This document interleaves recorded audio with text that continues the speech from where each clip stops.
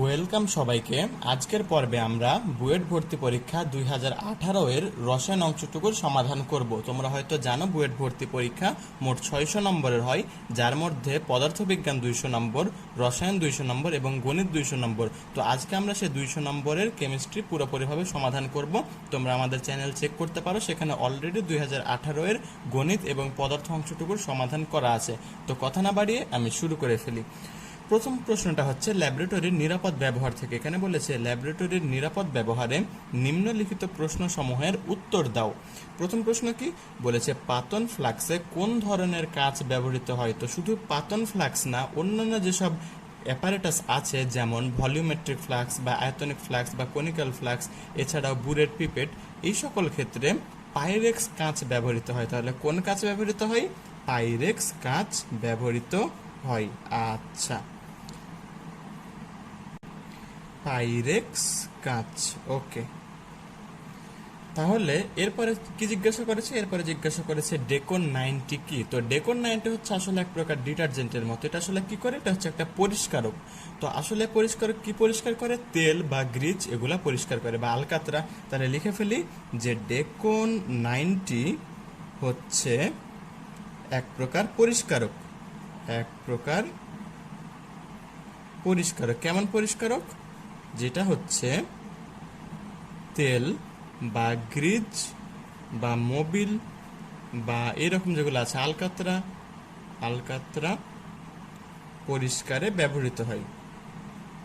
এক প্রকার পরিষ্কারক যা তেল বা গ্রিজ বা আলকাতরা এগুলা পরিষ্কারে ব্যবহৃত হয়। আচ্ছা, ঠিক আছে। এর পরবর্তীতে দেখে ফেলি কি বলেছে। এরপর বলেছে নিচের যৌগগুলোর মধ্যে কোনটি উজ্জ্বল শিখা তৈরি করে, ইথানল নাকি কেরোসিন? তো আমরা জানি যে আমরা সকলে বাসা বাড়িতে আসলে ইথানল ব্যবহার করি না, বরং কেরোসিনে ব্যবহার করি, কারণ এটার শিখা যেমন উজ্জ্বল আবার এর উৎপন্ন তাপের পরিমাণও বেশি। তাহলে অ্যান্সার কি? অ্যান্সার হচ্ছে কেরোসিন। আচ্ছা, ঠিক আছে।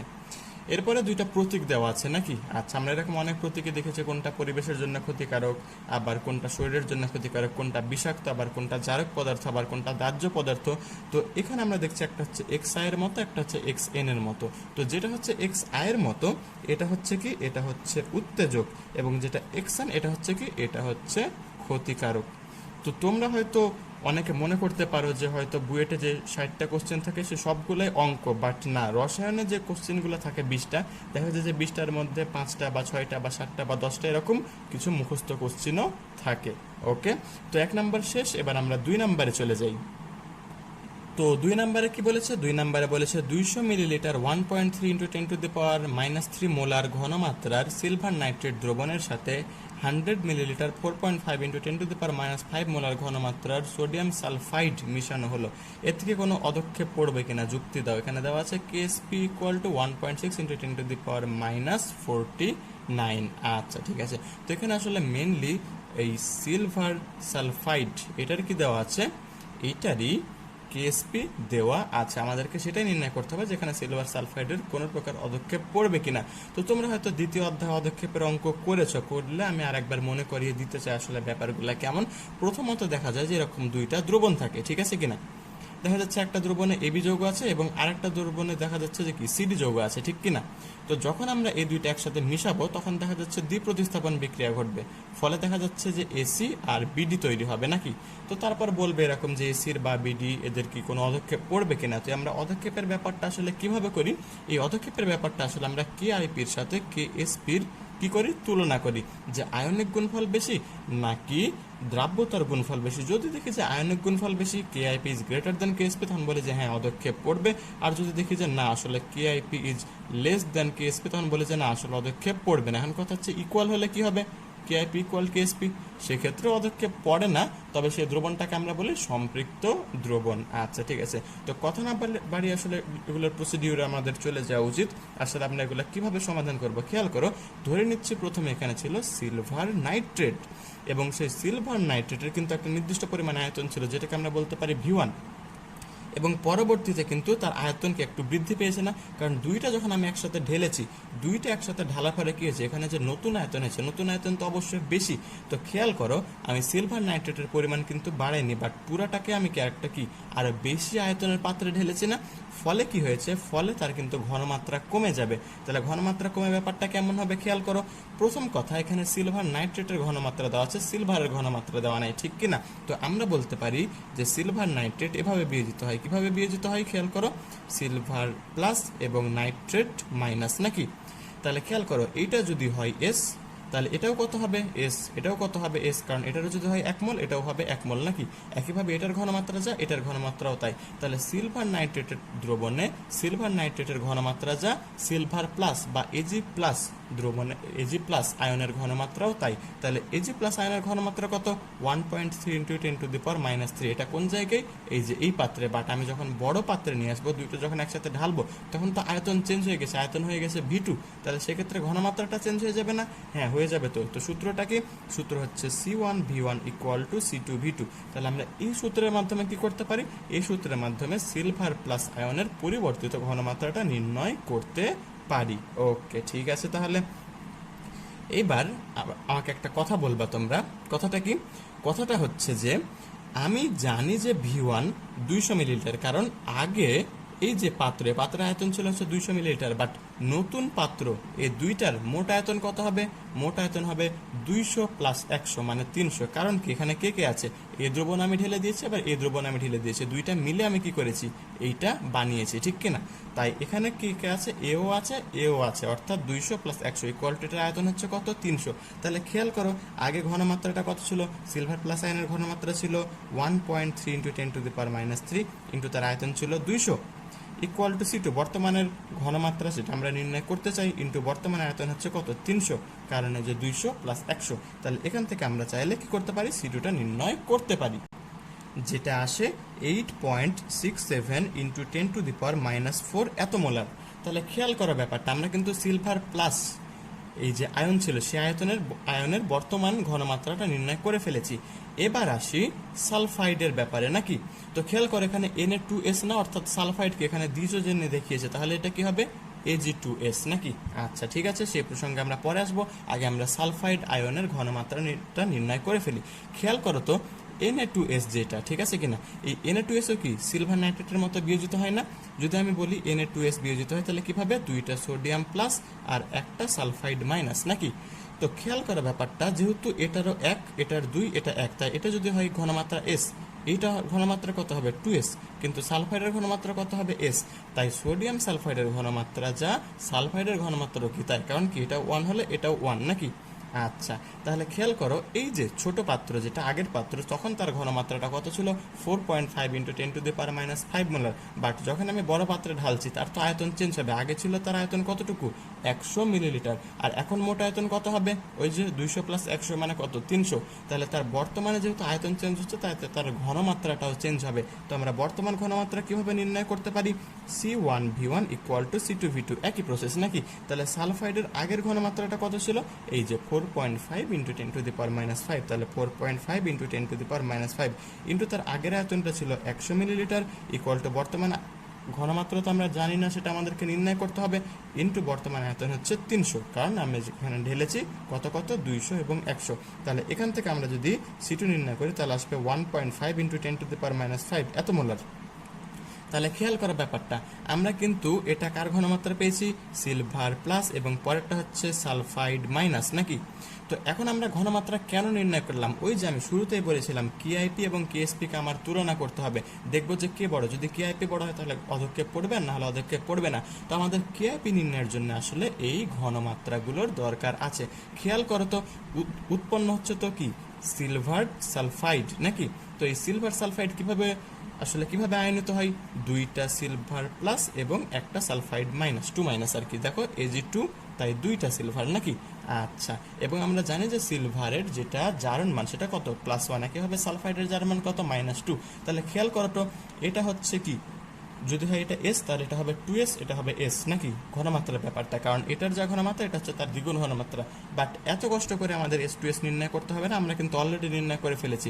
ধরে নিচ্ছি এটার ঘনমাত্রা X, এটার ঘনমাত্রা হচ্ছে Y। তাহলে খেয়াল করো তো, আমরা যখন কেআইপি নির্ণয় করব, আসলে কেআইপির সংজ্ঞাটা কি ছিল, এই আয়নিক গুণফলটা কি ছিল, যে তাদেরকে ঘনমাত্রার গুণফল, তবে উপযুক্ত ঘাতসহ গুণফল। কেন উপযুক্ত ঘাতসহ গুণফল বলছি, কারণ সিলভার প্লাসে আয়নের সামনে কত আছে, 2 আছে, তাই তার ঘনমাত্রার উপর একটা কি হবে, স্কোয়ার হয়ে যাবে। বাট এর কিন্তু সহগ, ঠিক আছে কিনা, সহগটা কত, 1, তাই সেটা কিন্তু কি ওয়াই থাকবে। তাহলে খেয়াল করো ব্যাপারটা, যে সিলভারের ঘনমাত্রার উপর আমি স্কোয়ার করলাম, কেন স্কোয়ার করলাম, কারণ তার সামনে একটা 2 ছিল। এটাই হচ্ছে কেআইপি নির্ণয়ের ক্ষেত্রে সূত্র, যে যদি তার ঘনমাত্রার সামনে, মানে সে আয়নের সামনে কোনো সহগ থাকে, সেই সহগটা জাস্ট কি হয়ে যায়, পাওয়ার হয়ে যায়। তাহলে এই যে ঘনমাত্রা পেলাম, এটার উপর একটা কি করতে হবে, 8.67 ইন্টু 10⁴, এটার উপর একটা স্কোয়ার করতে হবে, ইন্টু ওয়াই, ওয়াই হচ্ছে কত, সালফাইডের ঘনমাত্রা, সেটা হচ্ছে 1.5 ইন্টু 10⁻⁵। ওকে, তাহলে এটা হিসাব নিকাশ করলে আমরা পাই 1.1275 ইন্টু 10⁻11। এটা হচ্ছে কেআইপির ভ্যালু। এবং খেয়াল করো কেএসপির ভ্যালু কত, 1.6 ইন্টু 10⁻⁴৯, অর্থাৎ 49। এটা কি ছোট না, এবং এটা কি অবশ্যই বড়, 10⁻11। তাহলে অবশ্যই KIP is greater than KSP. যেহেতু কেআইপির ভ্যালু কেএসপির থেকে বড়, তাই অবশ্যই অধক্ষেপ পড়বে। তাহলে কি পড়বে, অধক্ষেপ, অধক্ষেপ, অধক্ষেপ পড়বে। আচ্ছা ঠিক আছে, ওকে, তাহলে অঙ্কটা কমপ্লিট। আশা করি সবাই বুঝতে পেরেছে। এবং আমরা তো জানি যে 10⁻11 ছোট, 10⁻49 বড়, তাই কেআইপি বড় হয়ে গেল এবং কেএসপি ছোট হয়ে গেল, তাই অবশ্যই অধক্ষেপ পড়বে। ওকে, তাহলে আমাদের 2 নম্বর অঙ্ক কমপ্লিট। এবার আমরা 3 নম্বর অঙ্কে চলে যাই। 3 নাম্বারটাও আসলে একটু মুখস্থ টাইপ। কেন মুখস্থ টাইপ বলছে দেখো, খেয়াল করে কোশ্চেন দেখলে বুঝতে পারবা। কি বলেছে, তড়িৎ চুম্বকীয় বর্ণালীর বিভিন্ন অঞ্চলের কোন রশ্মিগুলো নিম্নলিখিত কাজে ব্যবহৃত হয়। আচ্ছা, তাহলে খেয়াল করো যে আমরা ওয়াইফাইয়ে কোন ধরনের তড়িৎ চুম্বকীয় রশ্মি ব্যবহার করি। আসলে ওয়াইফাই আমরা মেইনলি রেডিও ওয়েভ ব্যবহার করি, তবে কিছু ক্ষেত্রে কিন্তু মাইক্রোওয়েভও ব্যবহার করে থাকি। বাট আমরা এখন তো একসাথে আর দুইটা লিখতে পারবো না, আমাদেরকে যেটা লিখতে হবে, যেটা তুলনামূলক বেশি ব্যবহার হয়। বেশি কোনটা ব্যবহার হয়, বেশি ব্যবহার হয় রেডিও ওয়েভ।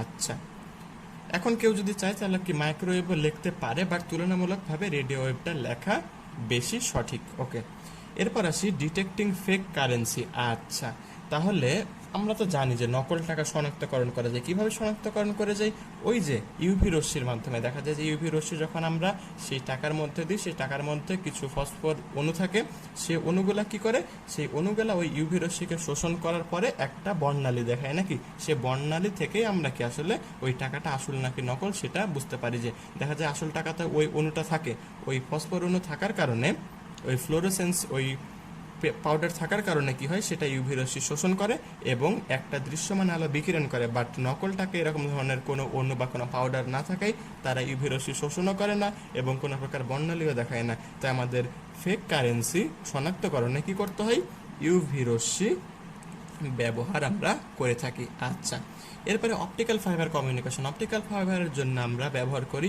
ইনফ্রারেড, বা যদি আমরা বাংলাতে বলি তাহলে অবলোহিত, অবলোহিত বা ইনফ্রারেড, অবলোহিত রশ্মি বা ইনফ্রারেড রশ্মি, আয়ার রশ্মি আর কি। ওকে, এরপর হচ্ছে এমআরআই। এমআরআইও কিন্তু আমরা রেডিও ওয়েভ ব্যবহার করি। তো এমআরআই এর পূর্ণরূপ কি, ম্যাগনেটিক রেজোনেন্স ইমেজিং নাকি। তো আসলে এটার মাধ্যমে আমরা কি করি, যেমন আমরা মস্তিষ্কে দেখি যে কোনো টিউমার আছে কিনা, মানে জাস্ট শরীরের ভিতরের গঠনটা আর কি, যে সেখানে কোনো প্রবলেম আছে কিনা, যেটা আমরা বাইরে থেকে দেখতে পারি না, বাট সেটা আমরা কি এমআরআই স্ক্যানের মাধ্যমে খুব সহজেই দেখতে পাই আর কি। তো এই এমআরআই মেশিনে আসলে কোন ওয়েভ ব্যবহার করা হয়, রেডিও ওয়েভ ব্যবহার করা হয়। ওকে, তাহলে এবার পরেরটা কি বলেছে, তোমার উত্তরের রশ্মিগুলোকে তাদের তরঙ্গ দৈর্ঘ্যের নিম্নতর ক্রম অনুসারে সাজিয়ে লেখো। তাহলে সব থেকে তরঙ্গ দৈর্ঘ্য যার বেশি তাকে আমি আগে লিখবো, তারপরে কি করব, যার তরঙ্গ দৈর্ঘ্যর কম তাকে কি আমরা পরে লিখবো। সব থেকে বেশি তরঙ্গ দৈর্ঘ্য হচ্ছে কার, রেডিও ওয়েভের। তাহলে আগে লিখবো হচ্ছে রেডিও ওয়েভ, তারপর কার, তারপর হচ্ছে অবলোহিত রশ্মি, অবলোহিত। এবং অবলোহিত থেকে আরো কম কার বলো তো দেখি, অবলোহিত থেকেও ইউভি রশ্মির কম, অবলোহিত ইজ গ্রেটার দেন হচ্ছে কি ইউভি রশ্মি। ওকে, আলট্রা ভায়োলেট রশ্মি বা অতি বেগুনি রশ্মি, বাংলাতে আমরা অতি বেগুনি রশ্মিও লিখতে পারি। তো যাই হোক, 3 নাম্বারটাও আমরা করে ফেললাম। এবার আমরা 4 নাম্বার অঙ্কে চলে যাই। খেয়াল করো 4 নাম্বারটা কিন্তু অঙ্ক না, বাট অঙ্ক না হলেও এটা কিন্তু পুরোপুরি মুখস্থ না, এখানে বোঝার মতো কিছু ব্যাপার আছে। যেমন কি বলেছে, নিম্নলিখিত যৌগসমূহকে আয়নিক ধর্মের নিম্নতর ক্রম অনুসারে সাজাও, নাকি? আচ্ছা, তাহলে একটা ব্যাপার খেয়াল করো তো, এখানে তো সবগুলোতে সোডিয়াম আছে, বাট তাও এদের কি আয়নিক ধর্মের কি উচ্চতর বা নিম্নতর ক্রম আছে না? হ্যাঁ আছে। কেন আছে? কারণ এই যে ফ্লোরাইড বা আয়োডাইড বা ব্রোমাইড বা ক্লোরাইড, এদের কারণে। তো তুমি যদি চাও যে এদেরকে আয়নিক ধর্মের একটা ক্রম অনুসারে সাজাবা, তাহলে তোমাকে যেটা করতে হবে সেটা হচ্ছে ফাজানের নীতিটা জানতে হবে। ফাজান কি বলেছিল? ফাজান বলেছিল যে অ্যানায়নের আকার যত বড় হবে পোলার আয়ন তত বেশি হবে। তাহলে সব থেকে পোলার আয়ন বেশি কার? আয়োডিনের। আর সব থেকে কম পোলার আয়ন কার? ফ্লোরাইড। তো আর পোলার আয়ন যত বেশি হবে তার সমযোজী বৈশিষ্ট্য তত বেশি হবে। তাহলে আয়োডিন যেখানে থাকবে, আয়োডাইড, সেখানে সমযোজী বৈশিষ্ট্য বেশি হবে। তাহলে আয়নিক ধর্মটা কি হবে? আয়নিক ধর্মটা কম হবে। একইভাবে যেখানে ফ্লোরাইড থাকবে সেখানে সমযোজী বৈশিষ্ট্যটা কম হবে, তাই আয়নিক বৈশিষ্ট্য কি হবে? আয়নিক বৈশিষ্ট্যটা বেশি হবে। আচ্ছা ঠিক আছে, তাহলে খেয়াল করো কি বলেছে, আয়নিক ধর্মের নিম্নতর ক্রম অনুসারে সাজাতে। তাই আগে আমি সর্বোচ্চটা লিখবো, NaF, এটা আয়নিক ধর্ম সব থেকে বেশি, তার থেকে কম হচ্ছে সোডিয়াম ক্লোরাইড, তার থেকে কম হচ্ছে সোডিয়াম ব্রোমাইড, অ্যান্ড সব থেকে কম হচ্ছে কি? Sodium iodide. তো আমরা ফাজানের নীতি দ্বারা আসলে ক্যাটায়নের আকারের ভিত্তিতে আসলে এই সিরিয়ালটা বানালাম। আচ্ছা ঠিক আছে, ওকে। এরপর আসি বি নাম্বারে, কি বলেছে? নিম্নলিখিত যৌগ সমূহের বন্ধন কোণ নিম্নতর ক্রম অনুসারে সাজাও। আচ্ছা, তো একটা কথা বলো তো দেখি, আমরা কি বন্ধন কোণের ধারণা কোথায় থেকে পাই? ওই যে সংকরায়ন বা সংকরণ থেকে পাই আর কি। দেখা যায় যে sp3 সংকরণ কোনো মুক্তজোড় ইলেকট্রন নাই 109.5 ডিগ্রি, দেখা যাচ্ছে sp2 সংকরণ কোনো মুক্তজোড় ইলেকট্রন নাই 120 ডিগ্রি, তারপরে sp সংকরণ কোনো মুক্তজোড় ইলেকট্রন নাই 180 ডিগ্রি। তো আসলে এই সংকরণ থেকে আমরা ধারণাগুলো পাই। প্রথমত আসি CH4, এটা সংকরণ কত? এটা সংকরণ হচ্ছে sp3। যারা অলরেডি সংকরণ পারো তারা তো অনেক মাশাআল্লাহ, ভালো কথা, বাট যারা পারো না তাদের জন্য আমাদের অলরেডি চ্যানেলে একটা ভিডিও আছে, সেটা দেখে নিতে পারো।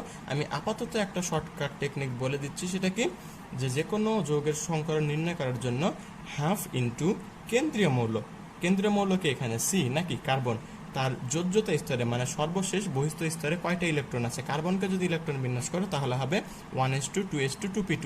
যেহেতু তার দ্বিতীয় কক্ষপথে 4টা ইলেকট্রন আছে, তাই তার বহিস্থ স্তরে 4টা ইলেকট্রন আছে, প্লাস একযোজী পরমাণু কয়টা? এখানে হাইড্রোজেন কি একযোজী না? হ্যাঁ একযোজী। তো তাহলে 4টা যেহেতু একযোজী হাইড্রোজেন আছে, তাহলে +4, মাইনাস হচ্ছে সামগ্রিক চার্জ, পুরাটার চার্জ আছে না, পুরাটাতে চার্জ শূন্য নাকি, তাহলে -0। তাহলে এখান থেকে পাচ্ছি হচ্ছে 4 + 4 মানে 8/2 মানে হচ্ছে 4। তাহলে x এর মান 4 মানে হচ্ছে sp3 সংকরণ।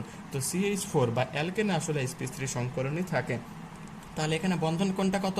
বন্ধন কোণটা হচ্ছে 105 ডিগ্রি। তাহলে এটা নিচে ছোট করে লিখি 109.5 ডিগ্রি, ওকে। এরপর আসি NH3, এভাবে নির্ণয় করবা। এভাবে নির্ণয় করলে NH3-এরও কি আসবে? NH3-এরও সংকরণ sp3 আসবে, বাট এখানে কিন্তু নাইট্রোজেনের এক জোড়া মুক্ত জোড় ইলেকট্রন থাকে, এবং এই মুক্ত জোড় ইলেকট্রনের কারণে আসলে বন্ধন কোণটা একটু কমে কত ডিগ্রি হয়ে যায়? 107 ডিগ্রি। এবং অবশেষে BeCl2 অর্থাৎ বেরিলিয়াম ক্লোরাইড, এটা যদি আমরা করতে চাই তাহলে কেমন হবে? ওই যে বেরিলিয়াম, তার পারমাণবিক সংখ্যা হচ্ছে 4, মানে তার শেষ কক্ষপথে 2টা ইলেকট্রন থাকে, যোগ একযোজী পরমাণু মানে ক্লোরিন কয়টা আছে? 2টা, তার সামনে একটা হাফ মানে কত হচ্ছে? 2। তাহলে এক্স এর ভ্যালু 2 মানে কত? এটা হচ্ছে sp সংকরণ। sp সংকরণ মানে হচ্ছে 180 ডিগ্রি। একইভাবে H2, এটা কিন্তু sp3 সংকরণ, বাট এখানে অক্সিজেনের 2 জোড়া মুক্তজোড় ইলেকট্রন থাকে, তাই এটা বন্ধন কোণটা কমে কত হয়? 104.5 ডিগ্রি। তাই এবার যদি আমরা বন্ধন করে নিম্নক্রম অনুসারে সাজাই, তাহলে আগে আসবে বেরিলিয়াম ক্লোরাইড, তারপরে আসবে CH4 মানে মিথেন, তারপরে আসবে NH3 মানে অ্যামোনিয়া, তারপর আসবে কি? পানি, H2O। আশা করি তোমরা বুঝতে পেরেছো, আর যদি না বুঝতে পারো তাহলে সংকরণটা অবশ্যই বাড়িতে আরেকবার ভালো মতো দেখে নিবা, ওকে। এর পরের কোশ্চেন আমরা চলে যাই, নিম্নলিখিত মৌলসমূহকে সক্রিয়তার নিম্নতর ক্রম অনুসারে সাজাও। অর্থাৎ কে বেশি সক্রিয় এবং কে কম সক্রিয় সেটা আমাদেরকে আগে ডিটেক্ট করতে হবে। তো খেয়াল করো, ধরো যে এটা হচ্ছে পরমাণুর নিউক্লিয়াস এবং এটা হচ্ছে ইলেকট্রন। তো ইলেকট্রন যত কাছে থাকবে নিউক্লিয়াস কিন্তু তাকে তত বেশি আকর্ষণ করবে। তো যখন দেখা যাবে যে ইলেকট্রনটা দূরে আছে, তখন কিন্তু এই আকর্ষণ বলটা কি হবে? কম হয়ে যাবে। আর ধাতুদের সক্রিয়তা কিসের উপর নির্ভর করে? ইলেকট্রন দেওয়ার উপর। যে যত সহজে ইলেকট্রন দিয়ে দিতে পারবে সে তত সহজে কি করতে পারবে, তার সক্রিয়তাটা কি তত বেশি হবে। তো খেয়াল করো, তার আকার যত বড় হবে তার বহিস্থ ইলেকট্রন তত দূরে থাকবে, এবং বহিস্থ ইলেকট্রন দূরে থাকলে নিউক্লিয়াস থেকে দূরে থাকার দরুন সেই ইলেকট্রনের প্রতি নিউক্লিয়াসের আকর্ষণটা কম থাকবে, ফলে সেই ইলেকট্রনকে আমরা খুব সহজে বের করে নিতে পারবো। কিন্তু আকার যদি ছোট হয় তাহলে নিউক্লিয়াসের প্রতি সেই বহিস্থ ইলেকট্রনের খুব বেশি টান থাকবে, আমরা সহজে সেই ইলেকট্রনকে বের করতে পারবো না। তো আকার হচ্ছে সব থেকে বেশি কার বলো তো দেখি? সিজিএমের। যেহেতু সিজিএমের আকার সব থেকে বেশি, তাই তার সবচেয়ে বহিস্থ ইলেকট্রন সেটা অনেক দূরে থাকে, তাই সেটাকে আমরা খুব সহজে বের করে নিতে পারি। তাই সব থেকে সক্রিয় হচ্ছে সিজিয়াম। এরপরে কে? এরপরে হচ্ছে রুবিডিয়াম। এরপরে কে? এরপরে হচ্ছে পটাশিয়াম। এরপরে কে? এরপরে হচ্ছে সোডিয়াম। অবশেষে হচ্ছে লিথিয়াম। লিথিয়ামের কিন্তু আকার ছোট, মাত্র 2টা কক্ষপথ, তাই তার দ্বিতীয় কক্ষপথ থেকে ইলেকট্রন সরানো কিন্তু তুলনামূলক মুশকিল। কাদের তুলনায়? বাকিদের তুলনায় মুশকিল। আচ্ছা ঠিক আছে, তাই আমরা সোডিয়ামকে অনেক সক্রিয় বললেও আসলে কিন্তু পটাশিয়াম, রুবিডিয়াম, সিজিয়াম এগুলো কিন্তু সোডিয়ামের থেকেও বেশি সক্রিয়। আচ্ছা ঠিক আছে, তাহলে আশা করি সি নাম্বার তোমরা বুঝে গেছো। এবার আমরা ডি নাম্বারে চলে আসি। কি বলেছে? নিম্নলিখিত যৌগসমূহকে পানিতে দ্রাব্যতার নিম্নতর ক্রম অনুসারে সাজাও। আচ্ছা, এখানেও আমরা ফাজানের নীতি প্রয়োগ করব, কারণ আমরা জানি সমযোজী বৈশিষ্ট্য যত বেশি হবে তার দ্রাব্যতার পরিমাণ, পানিতে দ্রাব্যতার পরিমাণ ততই কমে যাবে। তাহলে খেয়াল করো, ফাজানের নীতি আবার আমরা সেই একই নীতি ব্যবহার করব। ক্যাটায়নের আকৃতি যত বড় তার পোলারায়ন তত বেশি, ঠিক আছে কিনা? পোলারায়ন বেশি মানে সমযোজী বৈশিষ্ট্য বেশি, আর সমযোজী বৈশিষ্ট্য বেশি মানে দ্রাব্যতাটা হচ্ছে কি বলতো দেখি? দ্রাব্যতাটা হচ্ছে কম, কারণ সমযোজী যৌগ সহজে কিন্তু পানিতে দ্রবীভূত হতে চায় না। সব যে সমযোজী যৌগ পানিতে দ্রবীভূত হয় না ব্যাপারটা এমন না, কিছু সমযোজী যৌগ পানিতে দ্রবীভূত হয় যারা ডাইপোল সৃষ্টি করতে পারে। আচ্ছা, তাহলে আমরা দেখলাম কি, যে যেহেতু অ্যানায়নের আকার বড় হলে পোলার আয়ন বেশি হয়, তাই সমযোজী বৈশিষ্ট্যটাও বেশি হয়, আর সমযোজী বৈশিষ্ট্য বেশি হলে দ্রাব্যতাটা কম হয়। তাহলে সব থেকে কম দ্রাব্যতা হচ্ছে আয়োডাইডের, আর সব থেকে বেশি দ্রাব্যতা হচ্ছে কার? ফ্লোরাইডের। তাহলে সব থেকে বেশি হচ্ছে সিলভার ফ্লোরাইড, তার থেকে একটু কম হচ্ছে সিলভার ক্লোরাইড, তারপর হচ্ছে সিলভার ব্রোমাইড, এবং তারপর হচ্ছে সিলভার আয়োডাইড। অর্থাৎ ক্যাটায়নের আকার ছোট থেকে কি আমি বড়তে সাজিয়েছি নাকি? এর 2টা কক্ষপথ, এর 3টা কক্ষপথ, এর 4টা কক্ষপথ এবং এর 5টা কক্ষপথ। কক্ষপথ যত বেশি আকার তত বেশি, আর আকার তত বেশি মানে অ্যানায়নের আকার বেশি মানে পোলার আয়ন বেশি, আর পোলার আয়ন বেশি মানে সমযোজী বৈশিষ্ট্য বেশি, আর সমযোজী বৈশিষ্ট্য বেশি মানে দ্রাব্যতা কম। তাহলে আশা করি 4 নাম্বারটা বুঝে গেছি, যদিও এটা আসলে কোনো অঙ্ক ছিল না, বাট এখানে কিন্তু বুঝার মতো অনেক ব্যাপার ছিল নাকি? এটা আমাদের 3য় অধ্যায় থেকে আসা একটা কোশ্চেন ছিল। ওকে, তাহলে 4 নাম্বার কমপ্লিট। এবার আমরা 5 নাম্বারে চলে যেতে পারি। দেখে ফেলি 5 নাম্বারটা কি বলেছে। বলেছে চিত্রের সাহায্যে দেখাও যে সিগমা বন্ধন এসএস অথবা এসপি অথবা পিপি অরবিটালের অধিক্রমণের মাধ্যমে গঠিত হয়, কিন্তু পাই বন্ধন শুধুমাত্র পিপি অরবিটাল অধিক্রমণের মাধ্যমে গঠিত হয়। তো তোমাকে আগে বুঝতে হবে কোনটা এস আর কোনটা সিগমা বন্ধন এবং কোনটা পাই বন্ধন। তো সিগমা হচ্ছে কি সামনাসামনি অধিক্রমণ নাকি? যেমন আমি যদি 2টা হাতের কথা চিন্তা করি তাহলে এটা হচ্ছে কি সামনাসামনি অধিক্রমণ, আর পাই হচ্ছে কি পাশাপাশি, মানে এইটা হচ্ছে কি বন্ধন? পাই বন্ধন। আর এটা হচ্ছে কি? এটা হচ্ছে সিগমা বন্ধন। তো খেয়াল করে ব্যাপারটা, সিগমা বন্ধনে যেহেতু এস এস, তাই আমরা জানি এস অরবিটাল দেখতে কেমন? এই যে গোলক আকৃতির নাকি? তাহলে একটা এস এবং আর একটা এস এভাবে অধিক্রমণের মাধ্যমে কি করে? এস এস অধিক্রমণের মাধ্যমে সিগমা বন্ধন তৈরি করে। এরপর হচ্ছে এসপি। এসপি কিভাবে? আমরা জানি এস হচ্ছে এমন আর পি হচ্ছে কেমন? এই যে ডাম্বেলের মতো। ওকে, তাহলে এটা হচ্ছে কি? এসপি অধিক্রমণ। এরপর হচ্ছে কি? পিপি অধিক্রমণ। তবে আমরা তৈরি করব কি? সিগমা বন্ধন। তাই সামনাসামনি এভাবে অধিক্রমণ হবে, তার কি তৈরি করবে?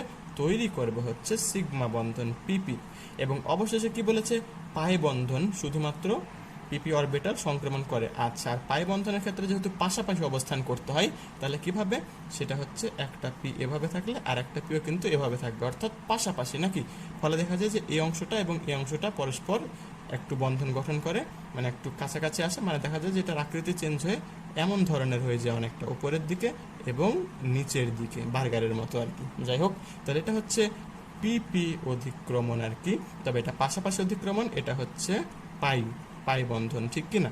তাহলে এগুলো ছিল, এটা একটা মাত্র পাই বন্ধন, এবং এই 3টাই হচ্ছে কি? এই 3টাই হচ্ছে সিগমা বন্ধন। এগুলো হচ্ছে কি? সিগমা বন্ধন। তাহলে আশা করি তোমরা 5 নাম্বারটাও বুঝতে পেরেছো। আসলে এখানে বুঝার খুব বেশি নাই, জাস্ট পাশাপাশি অধিক্রমণ আর সামনাসামনি অধিক্রমণ আর কি। আর এসপি অরবিটালের চিত্রগুলো মনে রাখতে হবে, তাহলে আমরা এটা পেরে যাব। ওকে, আশা করি তোমরা বুঝতে পারছো। আচ্ছা, এর মধ্যে আর একটা কথা, যে তোমরা চাইলে বলতে পারো ভিডিওটা তোমাদের কেমন লাগছে, বা আমরা কীভাবে আর একটু ইমপ্রুভ করতে পারবো, বা তোমাদের যদি ভিডিওটা ভালো না লাগে সেটাও তোমরা চাইলে বলতে পারো। ওকে, তো কথা নাম্বারে এবার আমরা 6 নাম্বারে চলে যাই। এবার দেখে ফেলি 6 নাম্বার কোশ্চেন কি বলেছে। এখানে বলেছে গ্লুকোজ এবং ফ্রুক্টোজ জলীয় দ্রবণে নিম্নরূপে সাম্যাবস্থায় থাকে। আচ্ছা, অর্থাৎ ফ্রুক্টোজ কিছুটা গ্লুকোজ এবং গ্লুকোজ কিছুটা ফ্রুক্টোজে পরিণত হচ্ছে নাকি, এখানে একটা সাম্যাবস্থা বিবেচনা করছি আমরা। তো কি বলেছে, একজন ছাত্র 0.244 মোলার ফ্রুক্টোজ দ্রবণ তৈরি করলো 25 ডিগ্রি সেন্টিগ্রেড তাপমাত্রায়। তো বলেছে যে সাম্যাবস্থায় ঘনত্ব কমে 0.113 মোলারে পরিণত হলো।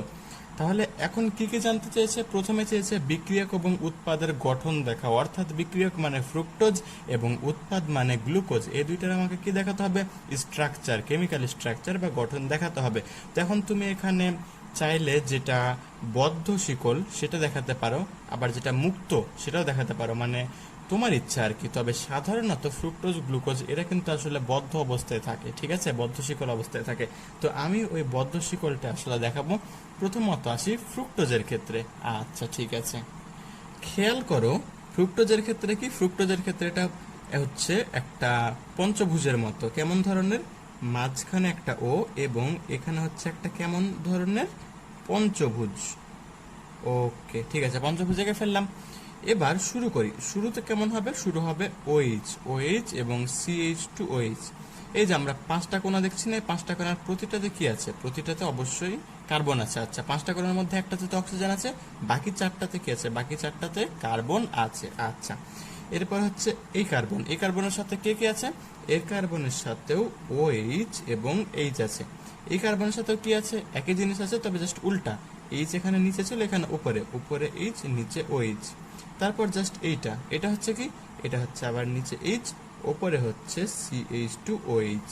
ওকে, তাহলে আশা করি বুঝে গেছো যেটা আসলে C6H12O6। বাট আমরা যদি স্ট্রাকচারটা আঁকে তাহলে স্ট্রাকচারটা এরকম। এখানে অক্সিজেন কয়টা? 1 2 3 4 5 6। আবার একইভাবে কার্বন কয়টা? এই 4 কোণে 4টা, আবার এখানে 2টা কার্বন, তাহলে 6টা কার্বন। একইভাবে আমি যদি বলি যে এখানে হাইড্রোজেন কয়টা? হাইড্রোজেনের গুণ কয়টা হবে? 12টা হবে, C6H12O6। আচ্ছা, তো এরপরে হচ্ছে গ্লুকোজ। গ্লুকোজের স্ট্রাকচারটা তাহলে কেমন এঁকে ফেলি? আচ্ছা, গ্লুকোজ হচ্ছে 6 চক্র। ওকে, অর্থাৎ ষড়ভুজ নাকি? ষড়ভুজের ক্ষেত্রে দেখো শুরু করি। এখন তুমি চিন্তা করতে পারো আলফা ডি গ্লুকোজ আঁকবা নাকি বিটা ডি গ্লুকোজ আঁকবা, নাকি কেমন গ্লুকোজ আঁকবা, নাকি আলফা এল নাকি বিটা এল। তো ধরে নিচ্ছি আমি আলফা ডি গ্লুকোজ আঁকছি। তাহলে খেয়াল করো প্রথমত এইচ আর ওইচ। আচ্ছা, এবার আমি তোমাকে বলি, যদি এখানে এইচ হয়, এটার উপরে এইচ হলে পরেরটাতে কোথায় এইচ? নিচে এইচ, ঠিক আছে কিনা? এটা নিচে এইচ হলে পরেরটাতে কোথায় এইচ? উপরে এইচ। এবার এটা তো উপরে এইচ হলে পরেরটাতে কোথায় এইচ? নিচে এইচ। তাহলে এইচ এর কিন্তু পালাগুলা শেষ। এবার হচ্ছে ওইচ, তাহলে এটার নিচে ওইচ, এটার উপরে ওইচ, এটার নিচে ওইচ, আর এটার উপরে ওইচ না, এটা হচ্ছে CH2OH। ওকে, তাহলে এটা আমরা এঁকে ফেললাম কি? গ্লুকোজ। এটা হচ্ছে ফ্রুক্টোজ, এটা হচ্ছে গ্লুকোজ। লিখে ফেলা ভালো। এটা হচ্ছে ফ্রুক্টোজ অ্যান্ড এটা হচ্ছে কি? এটা হচ্ছে গ্লুকোজ, গ্লুকোজ। ওকে, আলফা ডি গ্লুকোজ আর কি মেনলি। তো যাই হোক, এবার কি বলেছে? বি নাম্বারে বলেছে বিক্রিয়াটির সাম্য ধ্রুবক নির্ণয় করো। আচ্ছা, তাহলে তো এখানে বিক্রিয়া যেহেতু ছিল, কিছুটা ফ্রুক্টোজ গ্লুকোজে পরিণত হয়েছে। তো শুরুতে আসলে কতটুকু ফ্রুক্টোজ নিয়েছিলাম আমি? 0.244 মোলার। তাহলে আমি লিখে ফেললি, একটা হচ্ছে ফ্রুক্টোজ আর সেখান থেকে পরিণত হয়েছে হচ্ছে গ্লুকোজ, গ্লুকোজ। তাহলে শুরুতে যখন আমরা ফ্রুক্টোজ নিয়েছিলাম 0.244 মোলার, তখন কিন্তু কোনো গ্লুকোজ ছিল না। এটা একদম শুরুর কথা বলছি আমি। তো আস্তে আস্তে দেখা যাচ্ছে কি কিছুটা ফ্রুক্টোজ গ্লুকোজে পরিণত হয়েছে। তো ধরেই নিচ্ছি যে 0.244 থেকে এক্স পরিমাণ, এক্স মোলার ফ্রুক্টোজ কি হয়ে গেছে? গ্লুকোজে পরিণত হয়ে গেছে। তাহলে এক্স মোলার কি তৈরি হয়েছে? গ্লুকোজ তৈরি হয়েছে। এখন বলেছে কি? বলেছে সাম্যাবস্থায় এর ঘনত্ব কমে 0.113 মোলারে পরিণত হলো, ঠিক কি না? আচ্ছা, তাহলে এবার একটু খেয়াল করো তো ব্যাপারটা, যে আগে ফ্রুক্টোজ ছিল 0.244 মোলার, আর এখন কতটুকু ফ্রুক্টোজ আছে? 0.113 মোলার। তার মানে আমি কি বলতে পারি না যে 0.244 মাইনাস এক্স ইকুয়াল টু 0.113?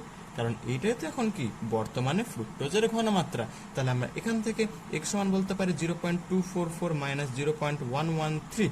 ওকে, মানে সেটা সমান আমরা লিখতে পারি 0.131। আচ্ছা, 0.131 মোলার নাকি? তাহলে খেয়াল করো, তাহলে গ্লুকোজের পরিমাণ কত হবে সাম্যাবস্থায়? 0.131 মোলার হবে। এখন যদি আমরা সাম্য ধ্রুবক কেসি নির্ণয় করতে চাই, কিছু সমান আমরা কি জানি? উপরে উৎপাদের ঘনমাত্রা আর নিচে বিক্রিয়কের ঘনমাত্রা। তাহলে উৎপাদের ঘনমাত্রা মানে কি? গ্লুকোজের ঘনমাত্রা, আর নিচে বিক্রিয়কের ঘনমাত্রা মানে কি? ফ্রুক্টোজের ঘনমাত্রা, ঠিক কিনা? আচ্ছা, তো আমরা দেখতেই পাচ্ছি গ্লুকোজের ঘনমাত্রা 0.131 এবং ফ্রুক্টোজের ঘনমাত্রা হচ্ছে কত? 0.244 মাইনাস এক্স, যেটা কত? 0.113। তাহলে এখান থেকে হিসাব নিকাশ করলে আমরা পাই 1.159। ওকে, তাহলে এটাই হচ্ছে কি আমাদের নির্ণেয় কেসি বা সাম্য ধ্রুবক। তাহলে এটা ছিল এ এবং বি 6 নাম্বার কোশ্চেনের, বাট এখনো শেষ হয়নি। এটার কি আছে? এটার সিও আছে। আচ্ছা, দেখে ফেলি এটার সি। তাহলে এই যে এটার সি, এখানে কি বলেছে? শতকরা কত ভাগ ফ্রুক্টোজ গ্লুকোজে পরিণত হলো। তাহলে খেয়াল করো, আগে ফ্রুক্টোজ ছিল 0.244 মোলার, আর কতটুকু গ্লুকোজে পরিণত হয়েছে? 0.131। এত মোলার ফ্রুক্টোজ কি হয়ে গেছে? গ্লুকোজে পরিণত হয়ে গেছে, ঠিক কিনা? তাহলে খেয়াল করো ব্যাপারটা ভালো মতো, যেহেতু 0.244 মোলারের মধ্যে 0.13 মোলার কি হয়ে গেছে? ফ্রুক্টোজ গ্লুকোজে পরিণত হয়েছে। তাহলে আমরা শতকরা হিসাব কিভাবে করতে পারি? ঐকিক নিয়ম দ্বারাও করতে পারি বা সূত্র দ্বারাও করতে পারি। তুমি যদি মনে করো যে আমি ঐকিক নিয়মে অভ্যস্ত, তাহলে করতে পারো যে 0.244 মোলের মধ্যে পরিণত হয়েছে কতটুকু? 0.131। অতএব 1 মোলারের মধ্যে পরিণত হয়েছে কতটুকু? 0.131 ডিভাইড বাই 0.244। অতএব বলতে পারি কি 100 মোলারের মধ্যে কতটুকু কনভার্ট হয়েছে? 0.131 ইন্টু 100 ডিভাইডেড বাই 244। আর তুমি যদি মনে করো যে না, আমি একটু বড় হয়েছে, আমার আসলে এখন ঐকিক নিয়ম ভালো লাগছে না, একটু সূত্র হলে ভালো হয়। সূত্র কিরকম? সূত্র হচ্ছে উপরে থাকবে কতটুকু ফ্রুক্টোজ গ্লুকোজে পরিণত হয়েছে, সেটা হচ্ছে 0.131 মোলার ডিভাইডেড বাই ফ্রুক্টোজের আদি পরিমাণ হচ্ছে 0.244 ইন্টু, যেহেতু শতকরা বলেছে তাই 100%। ওকে, তাহলে দুই ক্ষেত্রে কিন্তু হিসাব একই, পার্সেন্টেজটা কিন্তু কি একই আসবে। তো পার্সেন্টেজটা কত আসে? 53.6885, প্রায় এত পার্সেন্ট। ওকে, চাইলে একটা প্রায় লিখে দিতে পারো, কারণ আমরা তো আর দশমিকের পরে সব ঘর ধরিনি, প্রায় লেখা ভালো। আচ্ছা, এবার আমরা 7 নম্বরে চলে আসি। কি বলেছে? মল্ট ভিনেগার প্রস্তুতির বিক্রিয়ার শূন্য স্থানগুলো পূরণ করো। অর্থাৎ আমি এখন কি করছি? এই যে চিনি C12H22O11, এটা হচ্ছে কিসের সংকেত? চিনির সংকেত আর কি। তো আসলে আমরা চাইলে এটাকে মল্টোজও বলতে পারি আর কি। তো মল্টোজ বা চিনি যেটাই বলি না কেন, এটাকে আমরা ভেঙে কি তৈরি করছি বলো তো দেখি? এই যে একটা হচ্ছে গ্লুকোজ আর একটা হচ্ছে ফ্রুক্টোজ আর কি। তো এই ফাঁকা করে আসলে কি বসবে? ফ্রুক্টোজ বসবে। তো আসলে এখানে আমরা যদি কি দিই? পানি দিই, তাহলে কি তৈরি হবে? গ্লুকোজ এবং ফ্রুক্টোজ। এবং আমরা জানি যে দুইজনের কিন্তু আসলে যেটা কি বলবো, আণবিক সংকেত আর কি। হ্যাঁ, আণবিক সংকেত, সেটা হচ্ছে কি সেম, কারণ তারা পরস্পরের কি বলতো দেখি? তারা হচ্ছে পরস্পরের গাঠনিক সমাণু, নাকি? আচ্ছা, তাহলে যেহেতু তারা পরস্পরের গাঠনিক সমাণু, তাই তাদের আণবিক সংকেত এক, বাট কি তাদের গাঠনিক সংকেতটা আলাদা, যেটা কিন্তু আমরা কিছুক্ষণ আগে দেখেছি। আসলে দুজনের গাঠনিক সংকেত দেখেছি। এখন কথা হচ্ছে, চিনিতে কিন্তু পানি দিলে আসলে দুইটা তৈরি হবে না, বরং এই মল্টোজকে যদি আমরা আসলে ভাঙতে চাই, ভেঙে যদি এরকম গ্লুকোজ আর ফ্রুক্টোজে পরিণত করতে চাই, তাহলে আমাকে কি করতে হবে? তাহলে আমাকে কিন্তু এখানে কিছু প্রভাবক লাগবে। তো চিন্তা করো তো দেখি, এখানে কি প্রভাবক লাগবে? এখানে লাগবে হচ্ছে ইনভার্টেজ। কি লাগবে? ইনভার্টেজ, যেটা তাপমাত্রা হচ্ছে প্রায় কত? যেটা হচ্ছে তাপমাত্রা প্রায় 37 ডিগ্রি সেন্টিগ্রেড বা 34 ডিগ্রি সেন্টিগ্রেড আর কি। আচ্ছা, তো এখন কথা হচ্ছে যে প্রায় এটা 34 থেকে 37 ডিগ্রি সেন্টিগ্রেড। তো এখন যেটা চিন্তা করতে হবে সেটা হচ্ছে যে এটা কিন্তু মল্টোজ। যদি এখান থেকে 2 অণু গ্লুকোজ তৈরি হতো, তখন আমরা বলতাম এটাকে মেল্টেজ। যদি আমি মেল্টেজ দেই, তাহলে 2 অণু গ্লুকোজ তৈরি হয়। বাট আমি যদি ইনভার্টেজ দিই, তাহলে 1 অণু গ্লুকোজ আর 1 অণু ফ্রুক্টোজ তৈরি হয় আর কি। তো এই জন্য আমরা এটাকে আসলে ইনভার্ট চিনি বলে থাকি আর কি। যাই হোক, তো ইনভার্ট চিনি তৈরির জন্য আসলে ইনভার্টেজ, নাকি? আচ্ছা, তো এবার খেয়াল করা ব্যাপারটা, C6H12O6 মানে যেটাই বলি গ্লুকোজ বা ফ্রুক্টোজ, এটাকে এখন ভেঙে আমরা কি করব বলো তো দেখি? আমরা দেখতে পাচ্ছি এখানে কার্বন ডাইঅক্সাইড তৈরি হয়েছে। মেইনলি আসলে এখানে আসলে একটা শ্বসন হয়েছে, শ্বসনের ফলে কার্বন ডাইঅক্সাইড তৈরি হয়েছে, এবং এটা হচ্ছে একটা অবাধ শোষণ। অবাধ শোষণের পরে এখানে যেটা তৈরি হয়েছে সেটা হচ্ছে ইথানল CH3CH2OH, এবং এখানে যে এনজাইম কাজ করেছে সেই এনজাইমের নাম হচ্ছে কি? জাইমেজ। এবং এটা জাস্ট কক্ষ তাপমাত্রাতে, মোটামুটি ভাবে 20 থেকে 24 ডিগ্রি সেন্টিগ্রেড। আচ্ছা, বাকি 25 লেখলেও সমস্যা নাই, মোটামুটি কক্ষ তাপমাত্রাতেই। এবং সর্বশেষে যেটা পেলাম আমরা CH3CH2OH, সেটা আসলে কিসে পরিণত হবে? অ্যাসিডে পরিণত হবে, ঠিক আছে কিনা। আচ্ছা, এবং অ্যাসিডের সাথে পানি উৎপন্ন হবে, এবং এই ক্ষেত্রে যে এনজাইম কাজ করবে সেটা হচ্ছে মাইকোডার্মা অ্যাসিটি। আচ্ছা, অ্যাসিটিক অ্যাসিড তৈরির জন্য কি মাইকোডার্মা অ্যাসিটি, সরি মাইডার্মা না, মাইকোডার্মা। আচ্ছা, আমি আরেকবার লিখে ফেলি, মাইকোডার্মা অ্যাসিটি। ওকে, তাহলে আশা করি 7 নাম্বারও বুঝে গেছো। আসলে এখানে বুঝার খুব বেশি ব্যাপার নাই, আসলে আমাদের এনজাইমগুলো মুখস্থ রাখতে হবে, কে কাকে ভেঙে কিসে পরিণত করে। যাই হোক, এবার 8 নাম্বার অঙ্ক, সেই 8 নাম্বার অঙ্কে আমরা চলে যাই। খেয়াল করো তাহলে 8 নাম্বারে কি বলেছে, কিডনি পাথরের প্রধান উপাদান ক্যালসিয়াম অক্সালেট। আচ্ছা, অক্সালিক অ্যাসিডের আমরা সংকেত জানি না, ওই যে H C O O bond C O O H, মানে কি C double H bond C double H, এটা হচ্ছে কি acidic acid, sorry acidic acid না, অক্সালিক অ্যাসিড। তবে এখানে কি 2 অণু পানিও যুক্ত থাকে আর কি, আমরা সেই 2 অণু পানি আসলে চিন্তার মধ্যে নেই না, কারণ এখানে কি বলেছে শুধুমাত্র ক্যালসিয়াম অক্সালেট, জাস্ট 2টা হাইড্রোজেনের জায়গায় কি আসবে, এখানে একটা ক্যালসিয়াম আসবে। ওকে, তাহলে ক্যালসিয়াম অক্সালেটের সংকেত কেমন, CaC2O4, 4টা অক্সিজেন, 2টা কার্বন এবং একটা ক্যালসিয়াম। ওকে, যদি আমরা চিন্তা করি যে ক্যালসিয়াম অক্সালেট, তখন আমাদেরকে এই সংকেতটা চিন্তা করতে হবে CaC2O4। তাহলে কিডনি পাথরের প্রধান উপাদান ক্যালসিয়াম অক্সালেট। তো এই ক্যালসিয়াম অক্সালেট রক্ত থেকে আহরণ করে অ্যাসিডে দ্রবীভূত করে 9.56 × 10⁻⁻7 মোলার পটাশিয়াম পার ম্যাঙ্গানেট দ্বারা টাইট্রেশন করা হলো। তো আমি যখন এটাকে একটা অ্যাসিড যেমন সালফিউরিক অ্যাসিড বলি বা HCl হাইড্রোক্লোরিক অ্যাসিড বলি, এই অ্যাসিডের সাথে যখন আসলে এটা বিক্রিয়া করবে, তখন সেখানে কিন্তু আসলে আবার সেই ঘুরে অক্সালিক অ্যাসিডই তৈরি হবে, অর্থাৎ H2C2O4। তাহলে আমি যদি বিক্রিয়া দেখাই Ca2C2O4 প্লাস যদি আমি বলি H2SO4, তাহলে কি হবে, উৎপন্ন হবে H2C2O4 এবং ক্যালসিয়াম সালফেট। ওকে, এরপরে কি করলাম, সেই যে আমরা পেলাম অক্সালিক অ্যাসিড, সেই অক্সালিক অ্যাসিডের সাথে দেখা যাচ্ছে আমি কি করেছি, পটাশিয়াম পার ম্যাঙ্গানেটের টাইট্রেশন করেছি। ফলে আমার 10 মিলিলিটার নমুনা রক্তের জন্য 24.2 মিলিলিটার পটাশিয়াম পার ম্যাঙ্গানেট দরকার হয়েছে, এবং প্রতি মিলিলিটার রক্তে কি পরিমাণ ক্যালসিয়াম আছে তা নির্ণয় করতে বলা হয়েছে এবং বিক্রিয়া সমূহ দেখাতে বলেছে। একটা বিক্রিয়া তো অলরেডি দেখিয়ে ফেলেছি, যখন আমরা ক্যালসিয়াম অক্সালেট অ্যাসিডে দ্রবীভূত করেছি তখন তো এই বিক্রিয়া হয়েছে। এবার যে বিক্রিয়া উৎপন্ন হলো আবার কি, এই যে অক্সালিক অ্যাসিড, সেই অক্সালিক অ্যাসিড পটাশিয়াম পারম্যাঙ্গানেটের সাথে আবার বিক্রিয়া করবে। কোন মাধ্যমে, অবশ্যই অম্লীয় মাধ্যমে KMnO4, এবং মাধ্যমটা হচ্ছে কি অম্লীয় মাধ্যম H2SO4।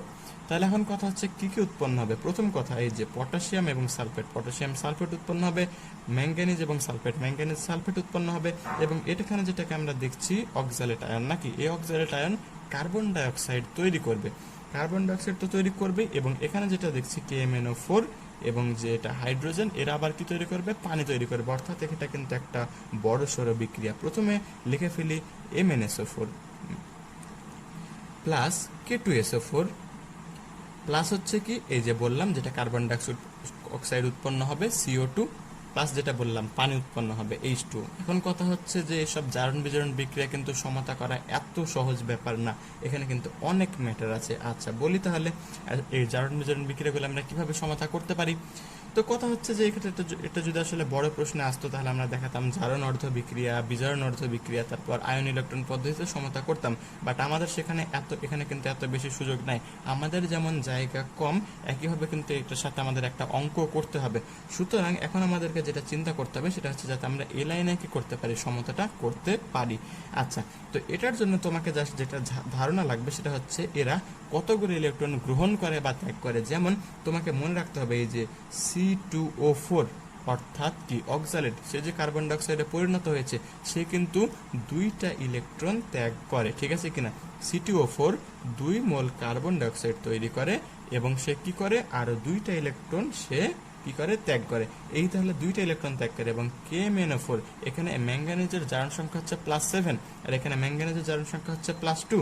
তাহলে একটা ব্যাপার চিন্তা করো তো, আগে ছিল +7 এবং বর্তমানে হচ্ছে +2, তাহলে সে কয়টা ইলেকট্রন গ্রহণ করেছে, সে অবশ্যই 5টা ইলেকট্রন গ্রহণ করেছে। ফলে কিন্তু তার চার্জ 5 কমে গেছে, 7 থেকে 5 বিয়োগ করলে কত, 2, অর্থাৎ ম্যাঙ্গানিজ কি করেছে, 5টা ইলেকট্রন গ্রহণ করেছে, ঠিক আছে কিনা। তাহলে এর সহগ যাবে এর কাছে এবং এর সহগ যাবে এর কাছে। তাহলে এই ব্যাপারটাই ধরতে হবে যে এই 5 যাবে এর কাছে এবং এই 2 যাবে কার কাছে, এর কাছে। তাহলে খেয়াল করো, এর সামনে আসবে একটা 2 এবং এর সামনে যাবে 5, মানে এর যেটা ছাড়া ইলেকট্রন, সেই ইলেকট্রনের পরিমাণ যাবে এর কাছে এবং এই যে ইলেকট্রন গ্রহণ করছে সেই ইলেকট্রনটার পরিমাণটা যাবে এর কাছে। ওকে, তাহলে এতটুকু তো বুঝে গেল নাকি? তো খেয়াল করা ব্যাপারটা, এখানে যেহেতু 5 × 2 মানে কয়টা, 10টা কার্বন ডাইঅক্সাইড নাকি, মানে 10টা কার্বন, ঠিক কিনা? তাহলে C2 এবং সামনে একটা আছে 5, 5 দুগুণা 10, তাহলে এখানে কয়টা কার্বন ডাইঅক্সাইড হবে? 10টা কার্বন ডাইঅক্সাইড। এবার দেখো পটাশিয়াম, অলরেডি কিন্তু এখানে 2টা পটাশিয়াম, এখানেও কিন্তু 2টা পটাশিয়াম, কোনো প্রবলেম নাই। বাট ম্যাঙ্গানিজ কয়টা হয়ে গেছে? 2টা। তাহলে এর সামনে কত বসবে? এর সামনে একটা 2 বসবে। ওকে, আচ্ছা ঠিক আছে। এবং পানির ব্যাপারে আসি, খেয়াল করো তো এখানে অক্সিজেন কয়টা আছে? 4, কিন্তু সামনে একটা 2 আছে না? 4 দুগুণা 8, 8টা অক্সিজেন। তাহলে যতগুলো অক্সিজেন ততগুলো হচ্ছে পানি। তাহলে কত? 8 অণু পানি। এখন জাস্ট হাইড্রোজেনের কথা চিন্তা করো, তাহলে সালফেটটা অটোমেটিক্যালি কি হয়ে যাবে? সমতা হয়ে যাবে। খেয়াল করো, এখানে 8 দুগুণা 16টা এইচ আছে নাকি, আর এখানে দেখো অলরেডি কিন্তু 5 দুগুণা 10টা এইচ আমি লিখে ফেলেছি। তাহলে আর কয়টা এইচ বাকি আছে? আর মাত্র বাকি আছে 6টা এইচ। তাহলে আমি যদি এখানে 3 দিই, 3 দুগুণা কত? 6। তাহলে দেখো 6টা এইচ প্লাস আর এখানে কত? 10টা এইচ প্লাস, তাহলে মোট 16টা এইচ প্লাস না? এখানেও কিন্তু তাই, 8 দুগুণা 16টা এইচ প্লাস। আর এখানে সালফেট কয়টা? 3টা। এখানেও সালফেট কয়টা? 2টা আর একটা 3টা। তাহলে আশা করি তোমরা বুঝে গেছো ব্যাপারটা। এখন কি করতে হবে? এখন আমাকে এই যে সহগগুলা পেলাম, এই সহগগুলা নিয়ে কাজ করতে হবে, এই সহগগুলা নিয়ে আমাদের হিসাব নিকাশ করতে হবে। তো একটা ব্যাপার খেয়াল করো তো, এখানে ক্যালসিয়াম অক্সালেটের পরিমাণ যা, আমার কিন্তু H2CO4, এদের কিন্তু মোল সংখ্যা একই। এটা যদি হয় 1 মোল, এটাও কিন্তু হবে 1 মোল। তাই এটার যদি 1 মোল বিক্রিয়া করে, এটার 1 মোল বিক্রিয়া করবে। এটার যদি 5 মোল দরকার হয়, তাহলে এটারও কত মোল দরকার হবে? 5 মোল দরকার হবে। ঠিক আছে কিনা? তাহলে এখন আমি তোমাকে একটা সূত্র দেখাবো। কেমন সূত্র? খেয়াল করো সূত্রটা, মোল সংখ্যা, কার মোল সংখ্যা? ক্যালসিয়াম 2+এর, ডিভাইডেড বাই মোল সংখ্যা, কার মোল সংখ্যা? পটাশিয়াম পারম্যাঙ্গানেটের। এই মোল সংখ্যার অনুপাতটা কি হবে? তাদের সহগগুলার অনুপাত, তাদের সামনে যে সহগগুলো আছে। ঠিক আছে, তো খেয়াল করো, 5টা যদি আমি 5 মোল যদি আমি কি তৈরি করতে চাই? অক্সালিক অ্যাসিড, তাহলে এখানে কিন্তু পুরো সমীকরণটাকে 5 দ্বারা গুণ করতে হবে। 5, আবার এখানেও কত হবে? 5, এখানেও 5, এখানেও 5। তাহলে খেয়াল করো যে 2 মোল পটাশিয়াম পারম্যাঙ্গানেটের সাথে 5 মোল অক্সালিক অ্যাসিড বিক্রিয়া করছে এবং 5 মোল অক্সালিক অ্যাসিড তৈরির জন্য কিন্তু 5 মোল ক্যালসিয়াম অক্সালেট লাগে। তাই আমরা ক্যালসিয়াম অক্সালেটের মোল সংখ্যাটা কত দেখতে পাচ্ছি? 5, এবং পটাশিয়াম পারম্যাঙ্গানেটের মোল সংখ্যা কত দেখতে পাচ্ছি? 2। ব্যাপারটা কি বুঝতে পেরেছো? এই ব্যাপারটাই বুঝতে হবে যে তাদের সামনে যেটা সহগ, এটাই জাস্ট কি লিখে দিতে হবে। বিক্রিয়া সমতা করার পর তাদের সামনে যেটা সহগ, সেই সহগটাই কি করতে হবে? লিখে দিতে হবে। আচ্ছা, এখন কিন্তু আর হিসাব নিকাশ করতে কোনো সমস্যা নেই। তাহলে এন অফ ক্যালসিয়াম 2+, ক্যালসিয়াম 2+ এর মোল সংখ্যা হচ্ছে 5/2 ইন্টু পটাশিয়াম পারম্যাঙ্গানেটের মোল সংখ্যা। এখন এন সমান একটা সূত্র লিখতে পারি সিভি, তাহলে C of potassium permanganate into V of potassium permanganate. তাহলে এখান থেকে আমরা দেখতে পাচ্ছি 5/2 ইন্টু তার ঘনমাত্রা, ঘনমাত্রাটা কত? এই তো 9.56 ইন্টু 10⁻⁻4 ইন্টু আয়তন, আয়তনটা কত? 24.2 মিলিলিটার, যেটাকে লিটারে কনভার্ট করলে কত হবে? 0.0242 এত হবে। তাহলে এখান থেকে আমরা কত মোল, তো এটা হিসাব নিকাশ করলে কত আসে? 5.78 ইন্টু 10⁻⁻5 এত মোল। তো আমরা জানি যে যদি আমরা মোল সংখ্যাকে আণবিক ভর দ্বারা গুণ করি, অর্থাৎ ক্যালসিয়ামের যেটা আণবিক ভর 40, তাহলে আমরা কি পেয়ে যাই? গ্রামে পেয়ে যাই। তাই এটাকে যদি আমরা 40 দ্বারা গুণ করি, তাহলে 2.3 ইন্টু 10⁻³ গ্রাম, এত গ্রাম পেয়ে যাই।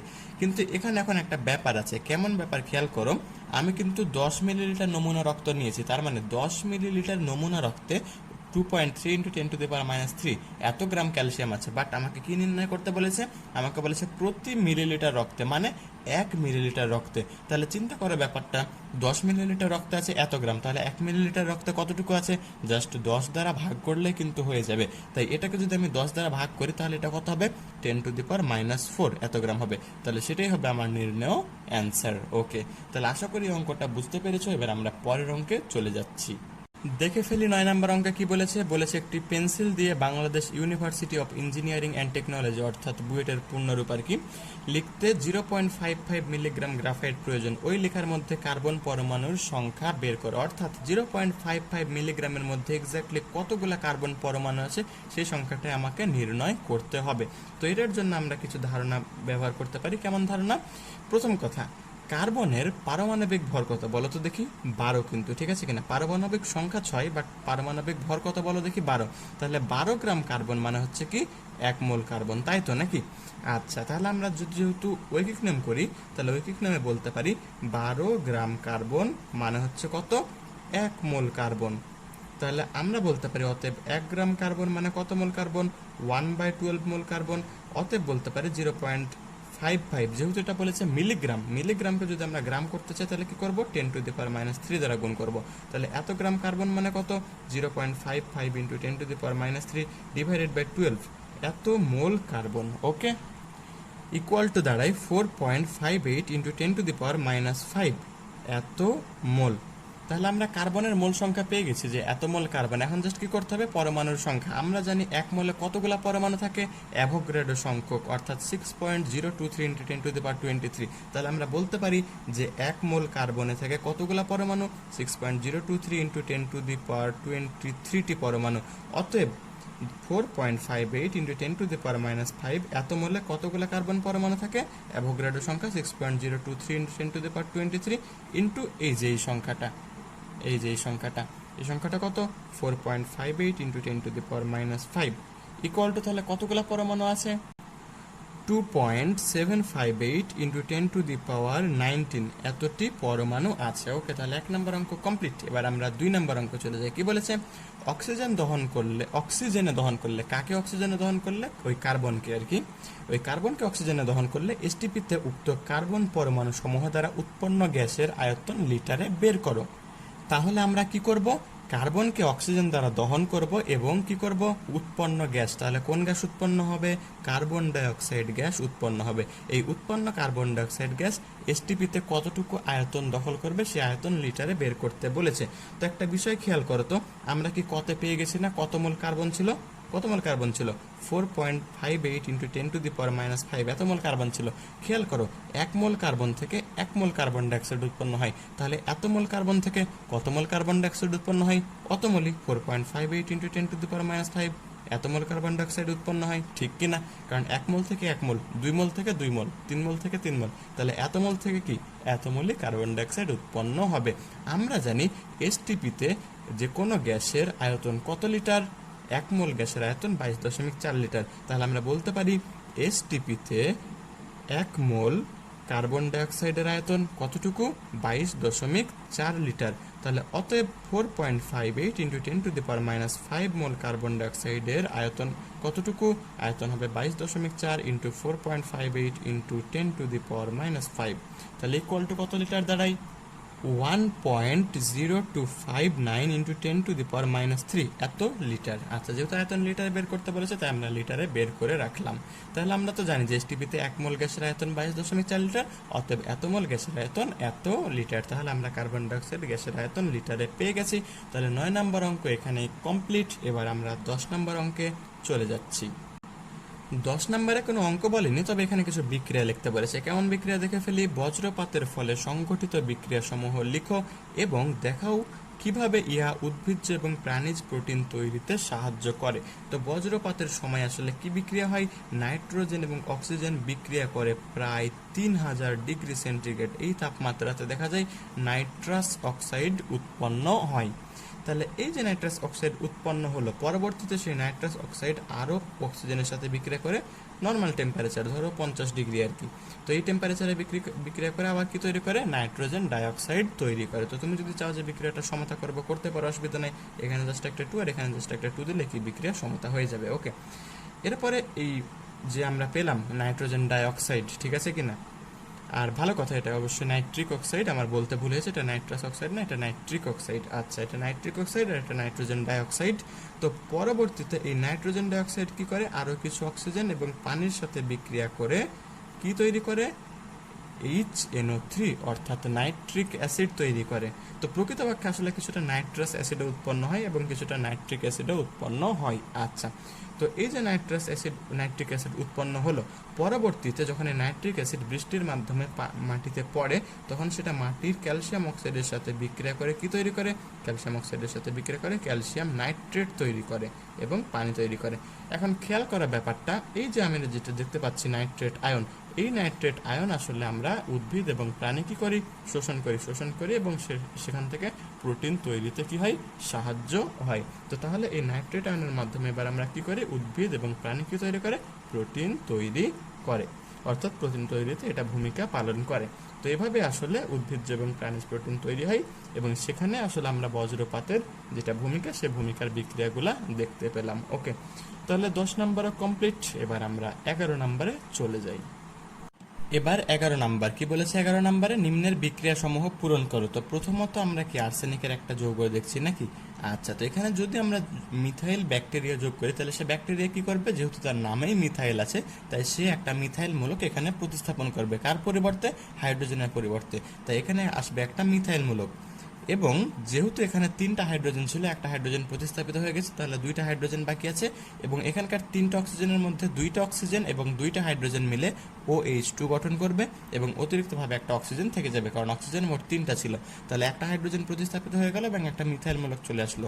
তো আবার যদি আমি মিথাইলেশন করি, তাহলে আরেকটা মিথাইল মূলক যুক্ত হবে। তাহলে কেমন হবে? CH3 into AS into OHO, অর্থাৎ এবার একটা হাইড্রোক্সাইডের পরিবর্তে একটা মিথাইল মূলক চলে আসছে, এবং তারপরে কি এই তাপ ঘটবে। তো এটা ছিল 11A। আচ্ছা, 11B-তে কি বলেছে? বায়ুমণ্ডলে প্রাচুর্যের ক্রমানুসারে 5টি গ্রিন হাউস গ্যাসের নাম লিখো। তাহলে গ্রিন হাউস গ্যাস সবার শুরুতে আমাদের কোনটা লেখা উচিত? অবশ্যই কার্বন ডাই অক্সাইড। আচ্ছা, এরপরে হচ্ছে কি? এরপরে হচ্ছে মিথেন গ্যাস, এরপরে হচ্ছে CFC গ্যাস, এবং তারপরে যেটা লিখবো সেটা দেখলে হয়তো তোমাকে একটু অবাক লাগতে পারে, সেটা হচ্ছে কি? সেটা হচ্ছে ওজোন গ্যাস। হ্যাঁ, ওজোন গ্যাস অবশ্যই গ্রিন হাউসের কিন্তু একটা উপাদান, এবং তারপরে হচ্ছে নাইট্রাস অক্সাইড। তাহলে আমরা কিন্তু 5টা উপাদান লিখে ফেলেছি। তাহলে এরই মাধ্যমে আমরা 11 নাম্বার শেষ করে ফেললাম। এবার আমরা 12 নাম্বার প্রবলেমে চলে যাচ্ছি। এখন আমরা দেখছি 12 নম্বরে কি বলেছে? নিচে কিছু রাসায়নিক যৌগ দেওয়া হলো। আচ্ছা, তাহলে কিছু রাসায়নিক যৌগ দেওয়া আছে এবং বলেছে কোন যৌগটি নিম্নলিখিত বিক্রিয়ার জন্য অধিকতর সংবেদনশীল। অর্থাৎ এখানে কিছু বিক্রিয়ার নাম লেখা আছে, যেমন নিউক্লিওফিলিক। এই নিউক্লিওফিলিক প্রতিস্থাপনের জন্য এদের 4 জনের মধ্যে কে বেশি সংবেদনশীল সেটা জানতে চাওয়া হয়েছে। একইভাবে ইলেকট্রোফিলিক প্রতিস্থাপনের জন্য এদের 4 জনের মধ্যে কে বেশি সংবেদনশীল সেটা জানতে চাওয়া হয়েছে। তো ব্যাপারটা খেয়াল করো একটু। প্রথমত আছে নিউক্লিওফিলিক প্রতিস্থাপনে। নিউক্লিওফিলিক মানে কি? নিউক্লিয়াসের প্রতি যে আকর্ষণটা বা প্লাস চার্জের প্রতি যে আকর্ষণ, সেটা এখানে বলা হয়েছে নাকি? তো এখন একটা জিনিস চিন্তা করো যে এগুলোর মধ্যে খেয়াল করতে হবে যে কোথায় প্লাস চার্জ তৈরি হয় নাকি? ঠিক আছে, এখানেও প্লাস চার্জ তৈরি হয়, এখানেও প্লাস চার্জ তৈরি হয়, বাট এই যে এটা হচ্ছে নিউক্লিওফিলিক সংযোজন বিক্রিয়া দেয়, আর এই হচ্ছে কি করে? নিউক্লিওফিলিক প্রতিস্থাপন বিক্রিয়া দেয়। ব্যাপারটা কেমন? এখানে যে আমরা দেখতে পাচ্ছি না বেনজোইল ক্লোরাইড, এই যৌগের নাম হচ্ছে বেনজোইল ক্লোরাইড। তো এই বেনজোইল ক্লোরাইড যেটা COCl, এটাকে যদি আমরা আঁকি তাহলে কেমন হবে? CO bond Cl। আর এক পাশে তো আমাদের ফিনাইল মূলক আছেই, সেটা মেন বিষয় না। মেন বিষয় হচ্ছে খেয়াল করে যে ক্লোরিন আছে কিনা। ক্লোরিনের তো তড়িৎ ঋণাত্মকতা অনেক বেশি, তো কার্বনের কাছ থেকে ক্লোরিন কি করে? কিছুটা ইলেকট্রন নিজের দিকে টেনে নেয়, ফলে ক্লোরিন কিছুটা নেগেটিভ এবং কার্বন কিছুটা পজিটিভ হয়ে যায়। তো এই কারণে দেখা যায় যে এই কার্বন যে পজিটিভ হলো কিনা, তাহলে এই যে এই পজিটিভের প্রতি দেখা যায় যে কোনো নির্দিষ্ট বিকারক যেটা এই পজিটিভের প্রতি আকৃষ্ট হয়, তাকে আমরা বলছি নিউক্লিওফিলিক বিকারক। সেই নিউক্লিওফিলিক বিকারক এই কার্বনকে কি করে? অ্যাটাক করে, অর্থাৎ সে এই ক্লোরিনের জায়গায় এসে সে যুক্ত হয়, অর্থাৎ ক্লোরিনের জায়গাটা সে প্রতিস্থাপন করে সে নিজে এখানে যুক্ত হয়। যেমন ধরে নিচ্ছি A-, এটা হচ্ছে একটা কি? এটা হচ্ছে একটা নিউক্লিয়াস আকর্ষী বা কেন্দ্রাকর্ষী বিকারক। তো এই কেন্দ্রাকর্ষী বিকারক কি করবে? এই যে যেটা আমরা দেখছি কার্বন ডেল্টা প্লাস কিছুটা পজিটিভ, তো এই যে নেগেটিভ অংশটা, এই নেগেটিভ অংশটা চাইবে এই কার্বনের ডেল্টা প্লাসের সাথে যুক্ত হতে। তো সে যুক্ত হওয়ার সময় এই কি করবে? এই ক্লোরিন যেটা আছে সে ক্লোরিনটাকে প্রতিস্থাপন করে ফেলবে। তো যেহেতু সে এটাকে প্রতিস্থাপন করছে, তো এটা হচ্ছে একটা প্রতিস্থাপন বিক্রিয়া, এবং যেহেতু সেটা কার্বন প্লাস অর্থাৎ নিউক্লিয়াসের প্রতি আকৃষ্ট হচ্ছে বা ধনাত্মক চার্জের প্রতি আকৃষ্ট হচ্ছে, তাহলে এই জন্য এটাকে আমরা বলছি নিউক্লিওফিলিক প্রতিস্থাপন। ঠিক আছে কিনা? তাহলে নিউক্লিওফিলিক প্রতিস্থাপনের জন্য বেনজোইল ক্লোরাইড এটা হচ্ছে তুলনামূলক বেশি সক্রিয়। এবার হচ্ছে ইলেকট্রোফিলিক প্রতিস্থাপন। ইলেকট্রোফিলিক প্রতিস্থাপনের জন্য এই যে টলুইন, এটা বেশি সক্রিয়, কারণ আমরা জানি না এই যে টলুইন, তারপরে যেখানে ওইস থাকে মানে ফেনল, তো এরা হচ্ছে কি, এরা হচ্ছে অর্থপ্যারা নির্দেশক। অর্থপ্যারা নির্দেশকরা কি করে, তারা অর্থ অবস্থানে এবং প্যারা অবস্থানে ইলেকট্রনের ঘনত্ব বাড়িয়ে দেয়। তো যেহেতু এই কার্বনগুলোতে ইলেকট্রনের ঘনত্ব বেড়ে যায়, তাই ইলেকট্রন আকর্ষী বিকারক কি করে, এই ওই কার্বনগুলোর সাথে যুক্ত হওয়ার চেষ্টা করে। তো যেহেতু এই কার্বনগুলোর সাথে হাইড্রোজেন থাকে, তাই হাইড্রোজেনের পরিবর্তে কি হয়, এই যে এই ইলেকট্রন আকর্ষী যে বিকারকগুলো আছে, সেই বিকারকগুলো এগুলো এই জায়গাগুলোতে এসে যুক্ত হয়। তাই ইলেকট্রোফিলিক প্রতিস্থাপন এর ক্ষেত্রে এই যে টলুইন সব থেকে বেশি পরিমাণ সক্রিয়তা প্রদর্শন করে। আচ্ছা, এরপর হচ্ছে নিউক্লিওফিলিক সংযোজন। নিউক্লিওফিলিক সংযোজন এই যে অ্যালডিহাইড, এটা কোন অ্যালডিহাইড, এটা হচ্ছে বেনজালডিহাইড। তো এই বেনজালডিহাইডের ক্ষেত্রে খেয়াল করে যেটাকে আমরা দেখছি সিএইচও, এই সিএইচওটা দেখতে এমন, এটা হচ্ছে তার গাঠনিক স্ট্রাকচার। তো দেখা যায় যে ডাবল বন্ড যে আছে, ডাবল বন্ডের ক্ষেত্রে অক্সিজেন তো তুলনামূলক বেশি নেগেটিভ, কার্বন তো একটু পজিটিভ না, কারণ অক্সিজেনের তো তড়িৎ যেটা ঋণাত্মকতা, সে তড়িৎ ঋণাত্মকতা অনেক বেশি, ফলে এই ইলেকট্রনগুলো অক্সিজেনের দিকে চলে যায়, ঠিক আছে কিনা, ফলে অক্সিজেন নেগেটিভ এবং কার্বন হয়ে যায় পজিটিভ। তো যেহেতু এই ইলেকট্রনগুলো অক্সিজেনের দিকে চলে যায়, অক্সিজেন নিজের দিকে ইলেকট্রন টেনে নিচ্ছে, ফলে দেখা যায় অক্সিজেন নেগেটিভ হয়ে যায় এবং কার্বন পজিটিভ হয়ে যায়। পরে এই যে ডাবল বন্ধনের মধ্যে একটা বন্ধন কিন্তু ভেঙে যাচ্ছে, একটা বন্ধনের ইলেকট্রন অক্সিজেনের দিকে চলে গেছে, ফলে অক্সিজেনের একটা অতিরিক্ত হাত তৈরি হয়েছে এবং কার্বনের একটা হাত তৈরি হয়েছে।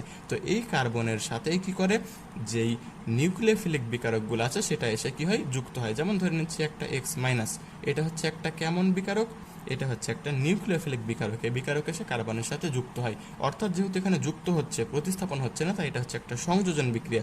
কেমন সংযোজন, নিউক্লিওফিলিক সংযোজন। তাই নিউক্লিওফিলিক সংযোজনের ক্ষেত্রে অ্যালডিহাইড হবে, অর্থাৎ বেনজালডিহাইড হবে। ওকে, এবার আসি ইলেকট্রোফিলিক সংযোজন। ইলেকট্রোফিলিক সংযোজনের ক্ষেত্রে এই যে যেটা ডাবল বন্ড আমরা দেখছি, ঠিক আছে কিনা, এই ডাবল বন্ডের কারণে আসলে যেটা হয় সেটা হচ্ছে ডাবল বন্ডে তো আমরা জানি যে যেহেতু দুইটা বন্ধন, সেহেতু এখানে পাই ইলেকট্রন আছে নাকি। তো এই পাই ইলেকট্রন থাকার কারণে যেটা হয়, এই দুইটা কার্বনের মধ্যে যে কোনো একটা কার্বন পাই ইলেকট্রনগুলোকে নিজের দিকে টেনে নেয়, ঠিক আছে কিনা। কিন্তু কেন নিজের দিকে টেনে নেয়, কারণ দেখা যায় যে একটা ইলেকট্রন আকর্ষী বিকারক একটা কার্বনকে কি করে, আক্রমণ করে, ফলে সেই কার্বন নিজের দিকে ইলেকট্রন টেনে নেয় এবং সেই হয়ে যায় নেগেটিভ এবং বাকিটা হয়ে যায় পজিটিভ। তো এই কারণে দেখা যায় কি, যে এই একটা পজিটিভ অংশ এই নেগেটিভ কার্বনের সাথে যুক্ত হয় এবং আর একটা দেখা যায় যে নেগেটিভ অংশ এই পজিটিভ কার্বনের সাথে যুক্ত হয়। তো যেহেতু এখানে যুক্ত হচ্ছে বা সংযোজন হচ্ছে, তাই এই যে এই যৌগ, এটাকে আমরা বলি স্টাইরিন। তো এই স্টাইরিন যৌগটা হচ্ছে কি ইলেকট্রোফিলিক সংযোজন বিক্রিয়া দেখায়। আচ্ছা, ঠিক আছে, CH+CH2। আচ্ছা, মোট কথা এটা হচ্ছে অনেকটা অ্যালকিনের ডাবল বন্ডের মতো। আমরা তো জানি যে অ্যালকিন কেমন বিক্রিয়া দেখায়, ইলেকট্রোফিলিক সংযোজন বিক্রিয়া দেখায়। আচ্ছা, এরপরে আসি ফটোকেমিক্যাল প্রতিস্থাপন। ফটোকেমিক্যাল প্রতিস্থাপনের ক্ষেত্রেও এই টলুইন বিক্রিয়া দেখায়। যেমন তোমাদের মনে আছে কিনা, ওই যে মিথেন যখন আলোর উপস্থিতিতে বিক্রিয়া করে তখন কি হয়, CH3Cl তৈরি হয় না। এরপরে কি হয়, যখন সেই CH3Cl আবার ক্লোরিনের সাথে বিক্রিয়া করে তখন কি হয়, CH2Cl2, ঠিক আছে কিনা। আর প্রতি ধাপে একটা করে HCl তৈরি হয়। আবার কি হয়, সেই CH2Cl2 আবার ক্লোরিনের সাথে বিক্রিয়া করে কি তৈরি করে, ক্লোরোফর্ম তৈরি করে। পরের বার আবার সে ক্লোরোফর্ম বিক্রিয়া করে কার্বন টেট্রাক্লোরাইড তৈরি হয়।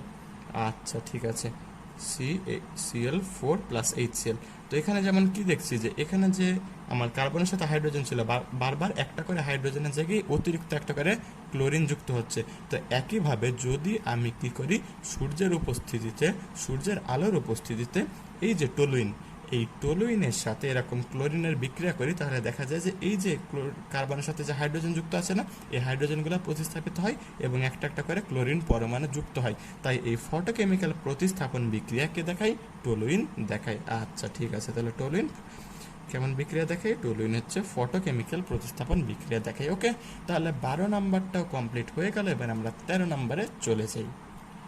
13 নাম্বারটাও জৈব যৌগ থেকে আসা একটা কোশ্চেন। কি বলেছে, নিম্নের বিক্রিয়াগুলির মূল উৎপাদ সমূহ লিখো। প্রথম কথা, এখানে আমরা একটা ফেনল দেখছি এবং সেখানে আমরা দেখছি ব্রোমিন দ্রবণ নাকি অ্যাকুয়াস, যেহেতু অ্যাকুয়াস সলিউশন অর্থাৎ জলীয় দ্রবণ। তো খেয়াল করো, এই ওইচ কি অর্থপ্যারা নির্দেশক না, অর্থপ্যারা নির্দেশক। তো এই অর্থপ্যারা নির্দেশক হওয়ার দরুন এই অর্থ অবস্থানে এবং প্যারা অবস্থানে কি হয়, ইলেকট্রনের ঘনত্বটা বেড়ে যায়, ফলে যারা ইলেকট্রন আকর্ষী বিকারক আছে তারা খুব সহজেই এই অবস্থানগুলোতে যুক্ত হয়। তো যদি আমি ব্রোমিন পানি দিই তাহলে তিনটা জায়গাতেই কি হয়, ব্রোমিন যুক্ত হয়। ফলে যদি আমি স্ট্রাকচারটা আঁকি তাহলে স্ট্রাকচারটা কেমন হবে, একটা জায়গায় যদি হয় ওইচ তাহলে বাকি তিনটা জায়গায় কি, এই তিনটা জায়গায় হচ্ছে ব্রোমিন। ওকে, বলতে পারি কি 2,4,6 ট্রাইব্রোমোফেনল। আচ্ছা ঠিক আছে, এর পরেরটাতে আসি, এটা হচ্ছে কি, এটাকে আমরা বলি স্যালিসাইলিক অ্যাসিড। আচ্ছা, এই স্যালিসাইলিক অ্যাসিডকে আমরা যদি এই পদ্ধতিতে অর্থাৎ গাঢ় সালফিউরিক অ্যাসিডের উপস্থিতিতে মিথানল সাথে যুক্ত করি তখন যেটা দেখা যায় সেটা হচ্ছে স্যালিসালডিহাইড অর্থাৎ অ্যালডিহাইড তৈরি হয়। অর্থাৎ জাস্ট যে COOH আমরা দেখছি COOH অর্থাৎ যেটা হচ্ছে কার্বক্সিলিক অ্যাসিড মূলক, সেই অ্যাসিড মূলকটা অ্যালডিহাইড মূলকে পরিণত হয়ে যায় অর্থাৎ CHO। তাহলে ছিল স্যালিসাইলিক অ্যাসিড, হয়ে যায় স্যালিসালডিহাইড।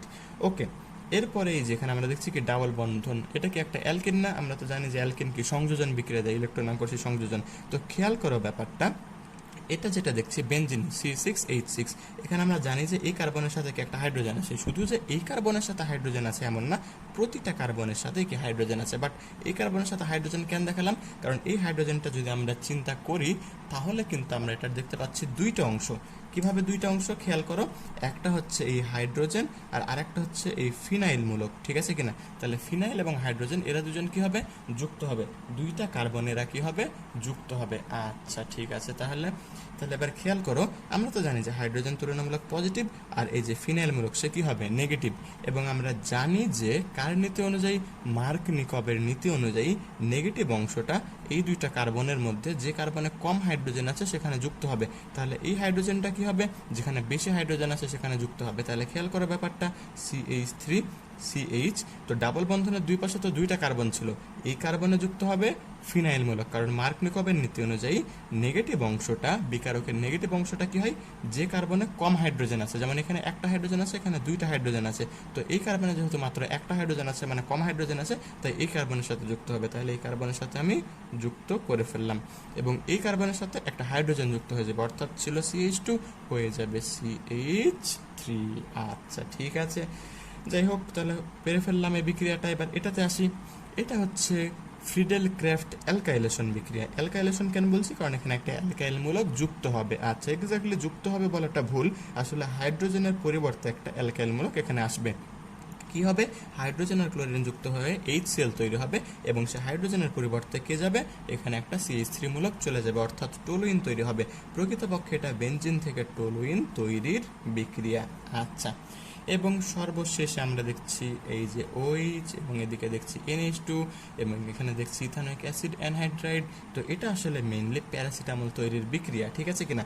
যে কোনো একটা হাইড্রোজেন কি হবে, CH3CO এটা দ্বারা প্রতিস্থাপিত হয়ে যাবে। তাহলে খেয়াল করো তো স্ট্রাকচারটা কেমন হবে, তাহলে NH থাকবে এবং তার সাথে কি আসছে, COCH3, তাহলে NHCOCH3, এইটা কি হয়ে গেছে, এই হাইড্রোজেনের পরিবর্তে এইটা চলে আসছে, তাহলে এটা স্ট্রাকচার হয়ে গেছে। তাহলে খেয়াল করো, এখানে কিন্তু দুইটা কি ছিল, CH3CO ছিল না? তাহলে CH3CO যেহেতু দুইটা ছিল তার মধ্যে একটা এখানে চলে গেছে, আরেকটা তো অবশিষ্ট আছে নাকি? তাহলে আরেকটা লিখে ফেলি, CH3CO, এবং একটা কি H যেটা প্রতিস্থাপিত হয়েছে সেই Hটা আছে এবং এখানে একটা অক্সিজেন আছে, তাহলে আরেকটা OH, অর্থাৎ এইটা আমরা জানি যে এটা হচ্ছে ইথানোয়িক অ্যাসিড, অর্থাৎ প্যারাসিটামল তৈরি হবে এবং ইথানোয়িক অ্যাসিড তৈরি হবে। তাহলে 13 নম্বর, আশা করি এই বিক্রিয়াগুলো তো আমরা মোটামুটি বুঝতে পেরেছো, যদিও এখানে বোঝার খুব বেশি বিষয় ছিল না, আসলে আমাদের অনেক কিছু মনে রাখা দরকার ছিল। যাই হোক, তো এবার আমরা 13 নম্বর যেহেতু কমপ্লিট, তাই 14 নম্বরে চলে যাচ্ছি। 14 নম্বরে বলেছে তোমার কাছে শনাক্তকারী চিহ্ন ছাড়া ভিন্ন ভিন্ন বিকারক বোতলে 3টি জৈব যৌগ আছে, অর্থাৎ তোমার কাছে 3টা বোতল আছে। তো এখন কথা হচ্ছে যে যেহেতু 3টা বোতল আছে, বোতলের গায়ে লেখাও নাই যে আসলে বোতলের মধ্যে কি আছে, কিন্তু তুমি এতটুকু শিওর যে এই বোতলগুলোর মধ্যে একটাতে আছে কি ইথানল CH3CH2OH, আরেকটাতে আছে কি মিথানেল HCHO, আরেকটাতে আছে কি কিটোন। এটা কোন কিটোন, এটা হচ্ছে প্রোপানন। তবে এটাকে আমরা অ্যাসিটন বলেও চিনি আর কি, বাট আমরা যদি ইউপ্যাক নাম বলতে চাই, ইউপ্যাক নাম তো আর অ্যাসিটন বলতে পারবো না, ইউপ্যাক নাম তো আমাদের প্রোপাননে বলতে হবে। যাই হোক, তো কি বলেছে এখানে, শুধুমাত্র দুটি ভিন্ন রাসায়নিক পরীক্ষা দ্বারা কিভাবে যৌগ 3টি শনাক্ত করবে। তাহলে আমাকে মাত্র মাত্র আমি কয়টা টেস্ট করতে পারবো? 2টা রাসায়নিক পরীক্ষা করতে পারবো এবং এদের 3জনকে আমাকে শনাক্তকরণ করতে হবে। তো খেয়াল করো তো, অ্যালকোহল, অ্যালডিহাইড এবং কিটোন এদেরকে আলাদা করার জন্য আসলে কোন পরীক্ষাটা আছে? তোমাকে মনে রাখতে হবে যে এরা 2জন তো কার্বনিল যৌগ নাকি? তো এই কার্বনিল যৌগগুলো আসলে কেমন বিক্রিয়া দেয়? একটা বিক্রিয়া আছে, তোমাদের কি মনে আছে? 2,4-DNP, মনে পড়ে কিনা দেখো তো। 2,4-DNPH, অর্থাৎ 2,4-ডাইনাইট্রোফিনাইল হাইড্রোজেন। এই বিক্রিয়া দ্বারা আমরা চাইলে অ্যালডিহাইড কিটোনকে অ্যালকোহল থেকে আলাদা করতে পারি। যেমন আমি যদি বলি যে অ্যালকোহল, এটা কি 2,4-DNPH এর সাথে বিক্রিয়া করবে? 2,4-ডাইনাইট্রোফিনাইল হাইড্রোজেন। আচ্ছা, স্ট্রাকচারটা দেখাই, খেয়াল করো। 2,4-ডাইনাইট্রো, তাহলে 2টা নাইট্রো আছে, একটা হচ্ছে 2 অবস্থান আর একটা 4 অবস্থানে নাকি? আচ্ছা, তারপরে এখানে কি আছে? Hydrogen, NH bond NH2। তাহলে NH2 বন্ড NH2, এটার নাম হচ্ছে কি? হাইড্রোজেন। সেই একটা NH2 এর একটা হাইড্রোজেন প্রতিস্থাপিত হয়ে গেছে। প্রতিস্থাপিত হয়ে কি আসছে? এই যে 2,4-ডাইনাইট্রোফিনাইল, এটা যুক্ত হয়েছে, এই জন্য আমরা এটাকে বলছি 2,4-ডাইনাইট্রোফিনাইল হাইড্রোজেন। তো যাই হোক, তো অ্যালকোহল কিন্তু এই 2,4-DNPH এর সাথে বিক্রিয়া করে না, নো রিয়াকশন, কোনো কিছু তৈরি হবে না, এখানে যা ছিল তাই থেকে যাবে। বাট এই যে অ্যালডিহাইড এবং কিটোন, এরা কিন্তু কি করে? 2,4-DNPH এর সাথে বিক্রিয়া করে। এখন কথা হচ্ছে কিভাবে বিক্রিয়া করে, বিক্রিয়াটা একটু খেয়াল করো। প্রথম কথা CHO, এই CHOটাকে আমি একটু অন্যভাবে লিখবো। কিভাবে লিখবো? C+O আর উপরে H, অর্থাৎ জাস্ট আমি তার গাঠনিক সংকেতটা লিখলাম আর কি। আচ্ছা, তারপরে হচ্ছে এখানে আছে NH2, এখানে আছে NH, তারপরে এখানে তো আছে 2টা নাইট্রো আর ফিনাইল নাকি? আচ্ছা, তো এবার একটু খেয়াল করো তো, এখানে আছে 2টা হাইড্রোজেন আর এখানে আছে অক্সিজেন। তো যদি আমি মনে করি যে হাইড্রোজেন আর অক্সিজেনকে বের করে দিব, 2টা হাইড্রোজেন আর একটা অক্সিজেন বের করে দিলে কি বের হয়ে গেল? পানি বের হয়ে গেল। আচ্ছা, তাহলে যদি পানিটা বের হয়ে যায়, তাহলে দেখো স্ট্রাকচারটা আঁকা একদমই সহজ।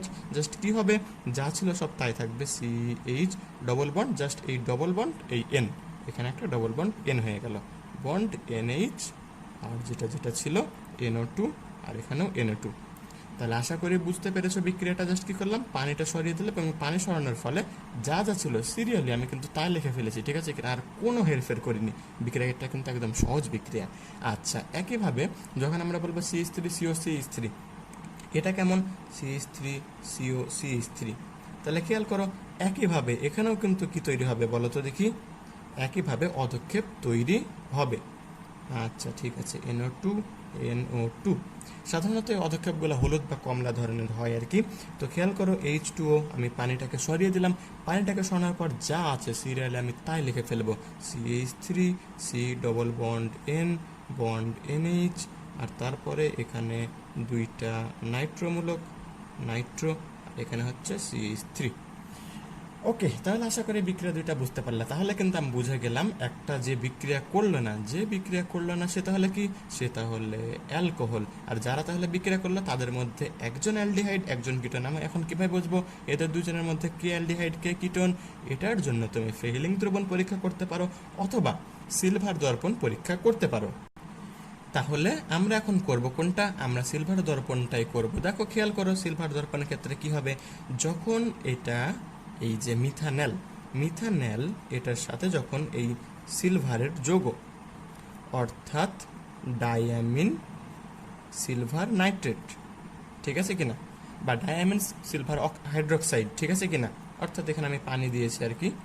তো এই পানি দেওয়ার কারণে এখানে ডায়ামিন সিলভার হাইড্রোক্সাইড তৈরি হবে। তো এটার ফলে যেটা হবে যে সিলভার তো এখানে প্লাস আকারে ছিল নাকি? তো এখানে আসলে ধাতব সিলভারের অধক্ষেপ পড়বে। এবং একটা ব্যাপার চিন্তা করো, তুমি টেস্ট টিউবের এক পাশে তুমি আছো এবং আরেক পাশে সিলভার, অর্থাৎ এটা তখন কাঁচটা আয়না হিসাবে কাজ করবে। আমরা আসলে আয়না কিভাবে বানাই? আয়নার এক পাশে কি করি? সিলভারের কি করি? প্রলেপ দিই। তো ব্যাপার হচ্ছে টেস্ট টিউবের এক পাশে এখন কি আছে? সিলভার আছে, আর এক পাশে তুমি আছো। তাই এই যে টেস্ট টিউবের এই কাঁচ, এটা কি হিসাবে কাজ করবে? দর্পণ বা আয়না হিসাবে কাজ করবে। এবং এটার যেহেতু অধক্ষেপ পড়বে এবং তুমি দর্পণ দেখতে পাবা, তাহলে এই দর্পণ দেখে তুমি কি বুঝতে পারবা যে হ্যাঁ, সেটা হচ্ছে কি? সেটা হচ্ছে মিথানেল। বাট আরেকজন যে কে আছে বলো তো দেখি? যে আছে হচ্ছে অ্যাসিটোন বা প্রোপানন, সে কিন্তু এই ডায়ামিন সিলভার নাইট্রেটের সাথে বিক্রিয়া করবে না। বিক্রিয়া যখন করবে না, তখন এখানে কিন্তু যেহেতু নো রিয়াকশন, কোনো বিক্রিয়া হচ্ছে না, তাই কিন্তু তুমি কোনো সিলভার দর্পণ দেখবে না। তাহলে ধরে নাও যে এই দুইটার মধ্যে একজনের ক্ষেত্রে তুমি সিলভার দর্পণ দেখতে পেয়েছো, তাহলে সে কে? সে হচ্ছে অ্যালডিহাইড অর্থাৎ মিথানল। এবং যে বিক্রিয়া করেনি এবার সে হচ্ছে কি? সে হচ্ছে এই যে আমার কিটোন অর্থাৎ প্রোপানন, ঠিক আছে কিনা? তাহলে দ্বিতীয় পরীক্ষা কিন্তু আমরা এদের দুজনকে নিয়ে করবো, কারণ আমি আগেই শিওর হয়ে গেছি যে এই অ্যালকোহল, এখানে কিন্তু আমি আর দ্বিতীয় পরীক্ষা করব না, ঠিক আছে কিনা? বাকি যারা বিক্রিয়া দিয়েছিল অর্থাৎ প্রথম বিক্রিয়া অর্থাৎ 2,4 ডিএনপি যার বিক্রিয়া দিয়েছিল, সেই যারা দিয়েছিল এদের দুজনের সাথে কিন্তু আমি কি পরের বিক্রিয়াটা করলাম, অর্থাৎ যেটা আমি বলছি যে সিলভার দর্পণ পরীক্ষা, সেই সিলভার দর্পণ পরীক্ষাটা আমি তার পরবর্তীতে করেছি। ওকে, তাহলে আশা করি এভাবে তোমরা আলাদা করতে পারবা, শনাক্তকরণ করতে পারবা। তাহলে 14 নম্বর অঙ্ক এখানে কমপ্লিট। এবার আমরা 15 নম্বর অঙ্কে চলে যাই।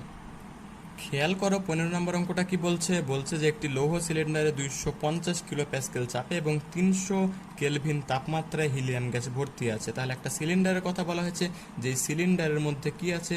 যে সিলিন্ডারের মধ্যে গ্যাস আছে নাকি? আচ্ছা, এবং সেখানে চাপ এবং তাপমাত্রাটাও আমাদের বলে দিয়েছে। বলেছে সিলিন্ডারটি 10⁻³ কিলো প্যাসকেল চাপ সহ্য করতে পারে এবং এর গলনাঙ্ক 1800 কেলভিন। তো সিলিন্ডারটির গলনাঙ্ক তাপমাত্রায় সিলিন্ডারের চাপ কত হবে? আচ্ছা, এখানে দুইটা প্রশ্ন করেছে যে আমি যদি সিলিন্ডারের তাপমাত্রা বাড়াতে বাড়াতে বাড়াতে বাড়াতে 300 থেকে আমি 1800 পর্যন্ত চলে যাই, অর্থাৎ গলনাঙ্ক তাপমাত্রায় চলে যাই, তাহলে সেই গ্যাসের চাপটা কত হবে এবং সিলিন্ডারটি গলে যাবে নাকি বিস্ফোরিত হবে ওই তাপমাত্রায়, সেটা আমাদের জানতে চেয়েছে। তো প্রথমত আমরা আগে প্রথম অংশটা নির্ণয় করে ফেলি। আমরা জানি যে যদি আমরা এখানে কি করি, তাপ দিই বা এটার যদি তাপমাত্রা বাড়াই, যদি আমরা তাপমাত্রা বাড়াই তাহলে আমরা কি জানি? তাহলে আমরা জানি যে যেহেতু তার আয়তনটা স্থির, তাহলে তার চাপটাও কি হবে? বাড়বে নাকি? পি সমানুপাতিক টি, ঠিক আছে কিনা? বা আমরা সূত্র লিখতে পারি P1/T1 = P2/T2। তাহলে খেয়াল করি, প্রথমত যখন তার তাপমাত্রা ছিল 300 কেলভিন, 300 কেলভিন তাপমাত্রায় তার চাপ ছিল হচ্ছে 250 কিলো প্যাসকেল। আমরা চাইলে এটাকে কিলো প্যাসকেলে রাখতে পারি অথবা প্যাসকেলে কনভার্ট করতে পারি। আচ্ছা, আমি এটাকে কিলো প্যাসকেলে রাখছি। তবে যদি আমরা P1 কে কিলো প্যাসকেলে রাখি, তাহলে P2 কোন এককে আসবে? কিলো প্যাসকেল এককেই আসবে। আচ্ছা, P2 আর T2 হচ্ছে কত? বর্তমানে তাপমাত্রাটা হচ্ছে গলনাঙ্ক তাপমাত্রা, যেটা হচ্ছে কত? 1800 নাকি? তাহলে এখান থেকে হিসাব নিকাশ করলে পাই P2 = 250 × 1800 ডিভাইডেড বাই হচ্ছে 300 ইকুয়ালস 1500। তাহলে 1500 কিলো প্যাসকেল। আচ্ছা, ঠিক আছে। তাহলে খেয়াল করো তো, সরি এটা ছোট হাতের পি বড় হাতের বাট এ ছোট হাতের। আচ্ছা, তাহলে খেয়াল করো এই চাপটা হচ্ছে কত? 1500 কিলো প্যাসকেল, ঠিক আছে কিনা? তাহলে আমরা কিন্তু প্রথম অংশটা করে ফেলেছি। এবং আরেকটা কথা বলেছি, সিলিন্ডার কি গলে যাবে নাকি বিস্ফোরিত হবে? হিসাবে চিন্তা হতে পারে যে আচ্ছা গলনাঙ্ক তাপমাত্রা তো গলবে, এটাই স্বাভাবিক। বাট এখানে কিন্তু একটা ক্লু দেওয়া আছে। কি ক্লু দেওয়া আছে? সিলিন্ডারটি 10⁻³ কিলো প্যাসকেল, মানে 1000 কিলো প্যাসকেল চাপ হলে কি হয়? 1000 কিলো প্যাসকেল চাপ আর সহ্য করতে পারে সর্বোচ্চ। এর বেশি চাপ হলে সেটা কি হয়ে যাবে? সেটা ফেটে যাবে, বিস্ফোরিত হয়ে যাবে। বাট আমরা দেখছি গলনাঙ্ক তাপমাত্রায় তার চাপ কত? 1500 কিলো প্যাসকেল। আসলে গলনাঙ্ক তাপমাত্রায় পৌঁছানোর আগে যখনই তার চাপটা 1000-এর থেকে বেশি হবে, তখনই সেটা বিস্ফোরিত হয়ে যাবে, ঠিক আছে কিনা? তাহলে সে গলনাঙ্ক তাপমাত্রায় যাওয়ার আগে কি হয়ে যাবে? বিস্ফোরিত হবে। তাহলে সে গলবে না, বরং কি হবে? গলবে না, বরং কি হবে? বরং বিস্ফোরিত হবে। বিস্ফোরিত হবে। সে কিন্তু 1800 কেলভিন তাপমাত্রায় যাওয়ার আগে কি হয়ে যাবে? বিস্ফোরিত হয়ে যাবে। আচ্ছা, ঠিক আছে। আশা করি তাহলে 15 নম্বরে বুঝতে পেরেছো। এবার আমরা 16 নম্বর অঙ্কে চলে যাচ্ছি। আচ্ছা, 16 নম্বর অঙ্কটা একটু বড়, দেখি কি বলেছে এখানে। এখানে বলেছে যে মিল্ক অফ ম্যাগনেসিয়া হলো ম্যাগনেসিয়াম হাইড্রোক্সাইডের জলীয় সাসপেনশন, যা সাধারণত পাকস্থলী অ্যাসিডকে প্রশমিত করতে ব্যবহৃত হয়। তাহলে মিল্ক অফ ম্যাগনেসিয়া কি? Magnesium hydroxide. আচ্ছা, লিখে ফেলি ম্যাগনেসিয়াম হাইড্রোক্সাইড। ওকে, তো এটা কি করে? এটা হচ্ছে পাকস্থলীর অ্যাসিডকে প্রশমিত করে। আচ্ছা, পাকস্থলী অ্যাসিড মূলত হাইড্রোক্লোরিক অ্যাসিড, যা মিল্ক অফ ম্যাগনেসিয়ার সাথে বিক্রিয়া করে ম্যাগনেসিয়াম ক্লোরাইড ও পানি তৈরি করে। আচ্ছা, এটাকে চাইলে কি আমরা বিক্রিয়ার মাধ্যমে দেখাতে পারি না? ওই যে পাকস্থলীর অ্যাসিড মূলত হাইড্রোক্লোরিক অ্যাসিড, যা মিল্ক অফ ম্যাগনেসিয়ার সাথে বিক্রিয়া করে ম্যাগনেসিয়াম ক্লোরাইড ও পানি তৈরি করে। তাহলে মিল্ক অফ ম্যাগনেসিয়ার সাথে কে বিক্রিয়া করছে? পাকস্থলীর অ্যাসিড, যেটা কোন অ্যাসিড? Hydrochloric acid. সে হাইড্রোক্লোরিক অ্যাসিড বিক্রিয়া করে কি তৈরি করছে? ম্যাগনেসিয়াম ক্লোরাইড আর পানি। তো কি তৈরি করছে এটা না বললে কিন্তু আমরা জানতাম যে ক্ষার এবং অ্যাসিড বিক্রিয়া করে লবণ আর পানি তৈরি করে নাকি? অনেকে আবার যদি বলা হয় যে ক্ষার এবং অ্যাসিড বিক্রিয়া করে লবণ আর পানি তৈরি করে, তাহলে একটু রাগ করে। তারা বলে যে না, ক্ষার না, এভাবে বলতে হবে, ক্ষারক এবং অ্যাসিড বিক্রিয়া করে লবণ আর পানি তৈরি করে। আচ্ছা, যাই হোক, প্রবলেম নাই। Magnesium chloride plus H2O। আচ্ছা, ঠিক আছে। তো খেয়াল করো ব্যাপারটা, এখানে যদি আমরা একটা সমতা করি তাহলে জাস্ট এখানে একটা 2 দিয়ে দিলাম, ঠিক আছে কিনা, আর এইখানে পানির সামনে একটা 2 দিয়ে দিলাম, তাহলে কি হয়ে গেল, তাহলে সমতা হয়ে গেল। আচ্ছা ঠিক আছে, বিক্রিয়া করে ফেললাম। এরপরে বলেছে পাকস্থলী অ্যাসিডের ঘনমাত্রা 0.13 মোলার হলে মিল্ক অফ ম্যাগনেশিয়ার একটি সেবন মাত্রার 100 মিলিগ্রাম ম্যাগনেসিয়াম হাইড্রোক্সাইড কত লিটার পাকস্থলীর অ্যাসিডকে প্রশমিত করবে।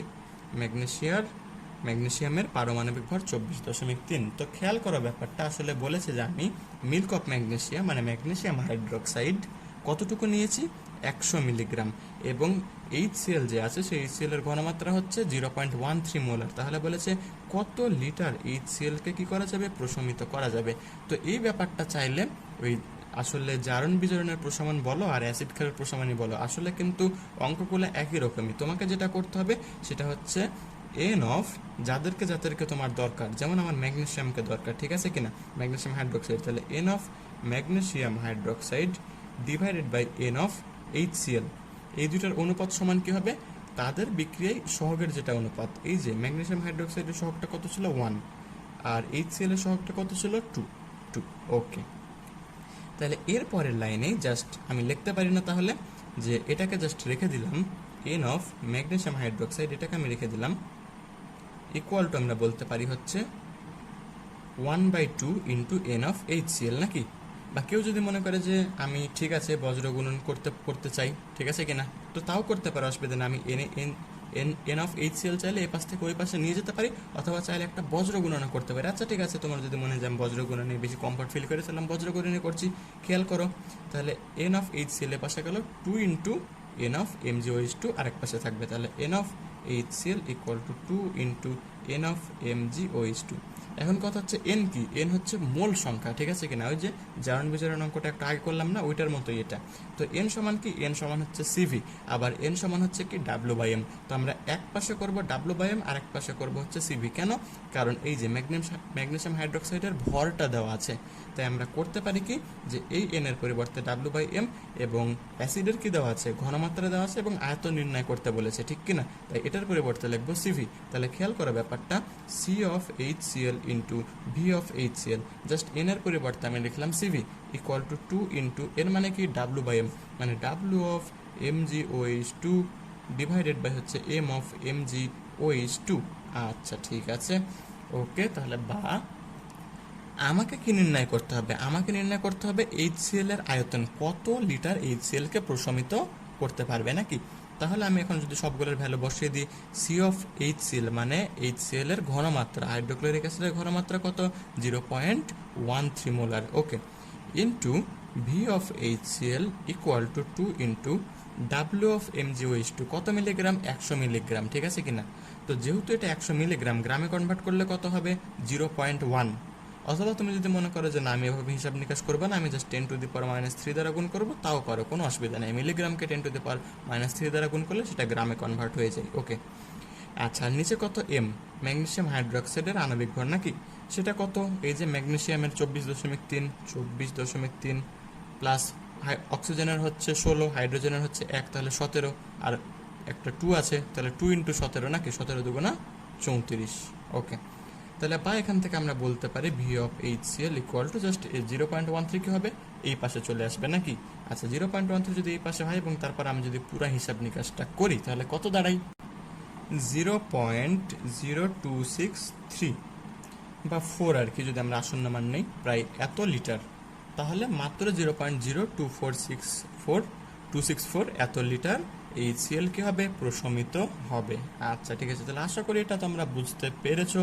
তাহলে 16 নম্বর অঙ্ক আমাদের কমপ্লিট। অ্যাসিড ক্ষার সমতা হোক বা জারক বিজারক সমতাই হোক না কেন, আমরা কিন্তু একইভাবে কি অঙ্কগুলা করছি, জাস্ট সহগগুলা নির্ণয় করা আমাদের টার্গেট। বিক্রিয়ার মাধ্যমে যখন আমরা সহগগুলা পেয়ে যাব তখন এভাবে মোল সংখ্যার অনুপাত করে তারপরে এন ইকুয়াল টু সুবিধা মতো W/m অথবা C/V বসিয়ে এভাবে হিসাব নিকাশ করে ফেলবো। ওকে, তাহলে 16 নম্বর কমপ্লিট। এবার আমরা 17 নম্বরে চলে যাই। খেয়াল করি 17 নম্বর কি বলেছে, এখানে বলেছে 200 সেন্টিমিটার স্কোয়ার ক্ষেত্রফলের পৃষ্ঠতল বিশিষ্ট একটি ধাতব কাপের উপর 0.2 মিলিমিটার পুরুত্বের রূপার প্রলেপ দেওয়া প্রয়োজন। রূপার ঘনত্ব যদি 1.05 into 10⁴ kg per metre cube হয়, আর যদি 12.5 মানে 12.5 অ্যাম্পিয়ার বিদ্যুৎ প্রবাহ করা হয়, তাহলে উক্ত প্রলেপ দিতে ধাতব কাপটিকে কতক্ষণ ইলেকট্রোলাইটিক ট্যাঙ্কে রাখতে হবে। আচ্ছা ঠিক আছে, তাহলে এই অঙ্কটা আসলে মেইনলি কি তড়িৎ বিশ্লেষণের অঙ্ক না? যে আসলে কি হবে, রূপা যেটা আছে, যে আমরা রূপার যেটা আয়ন আছে ঠিক কিনা, সেই রূপার আয়নকে আমরা কি করব বলো তো দেখি, সেই আয়নটা ইলেকট্রন গ্রহণ করবে এবং সেটা কি রূপা ধাতব রূপায় পরিণত হবে, এবং সেই রূপা কি হিসাবে কাজ করবে, প্রলেপ হিসাবে কাজ করবে। একটা কি আছে, ধাতব কাপ আছে, সেই ধাতব কাপের গায়ে এই যে সিলভারের যে আমরা কি দেখছি, পরমাণু দেখছি, বা সিলভারের যেটাই বলি অণু বা পরমাণু, তো এটা কি হবে, সে কাপের গায়ে গিয়ে জমা হবে এবং একটা প্রলেপ তৈরি করবে। এবং আমাদেরকে আসলে জানতে চাওয়া হয়েছে যে যদি আমরা ওই যেটা ধাতব কাপ আছে সেই কাপের গায়ে যদি আমি 0.2 মিলিমিটার পুরুত্বের একটা রূপার প্রলেপ দিতে চাই, তাহলে আমাকে আসলে কতক্ষণ বিদ্যুৎ চালনা করতে হবে বা কত গ্রাম আসলে আমাকে সিলভার লাগবে, হিসাবগুলো আমাদের করতে হবে। তো খেয়াল করা ব্যাপারটা, আসলে এখানে তোমাকে যেটা মনে রাখতে হবে সেটা হচ্ছে যে ভর ভর নির্ণয়ের ব্যাপারটা। তো আমরা সেটাকে কেমিস্ট্রিতে ডাব্লিউ বলি ওয়েট, কারণ কেমিস্ট্রিতে আমাদের ভর যা ওজনতা, বাট ফিজিক্সে তার ভর ওজন সেম না। ওজন হচ্ছে কি, ওজন হচ্ছে যে ভর গুণিত অভিকর্ষ ত্বরণ। যাই হোক, তো আমরা আপাতত যেহেতু কেমিস্ট্রিতে আছে সেহেতু কেমিস্ট্রির চিন্তা ভাবনা করি, তাহলে কেমিস্ট্রিতে ওজন যা ভরতা, তো আমরা ওজন বা ভর যদি নির্ণয় করতে যাই তাহলে আমাদের কি করতে হবে, ঘনত্বকে আয়তন দ্বারা গুণ করতে হবে। এখন আমি যে সিলভার দিয়ে আমি প্রলেপ দিব, সেই সিলভারের যদি আমি ঘনত্ব জানি এবং আয়তন জানি, তাহলে কত গ্রাম সিলভার লাগবে সেটাও কিন্তু আমি নির্ণয় করতে পারবো। তাহলে একটা বিষয় খেয়াল করো, আমি প্রথমে আগে কি নির্ণয় করব, যে কত গ্রাম সিলভার আমার লাগবে, তারপর অত গ্রাম সিলভার আমার জমা হওয়ার জন্য কতক্ষণ বিদ্যুৎ চালনা করতে হবে সেটা আমরা একটু পরে নির্ণয় করে ফেলবো। ওকে, তাহলে খেয়াল করো ব্যাপারটা, প্রথমত আমি আগে ভর নির্ণয় করব। তাহলে M equal to rho into V.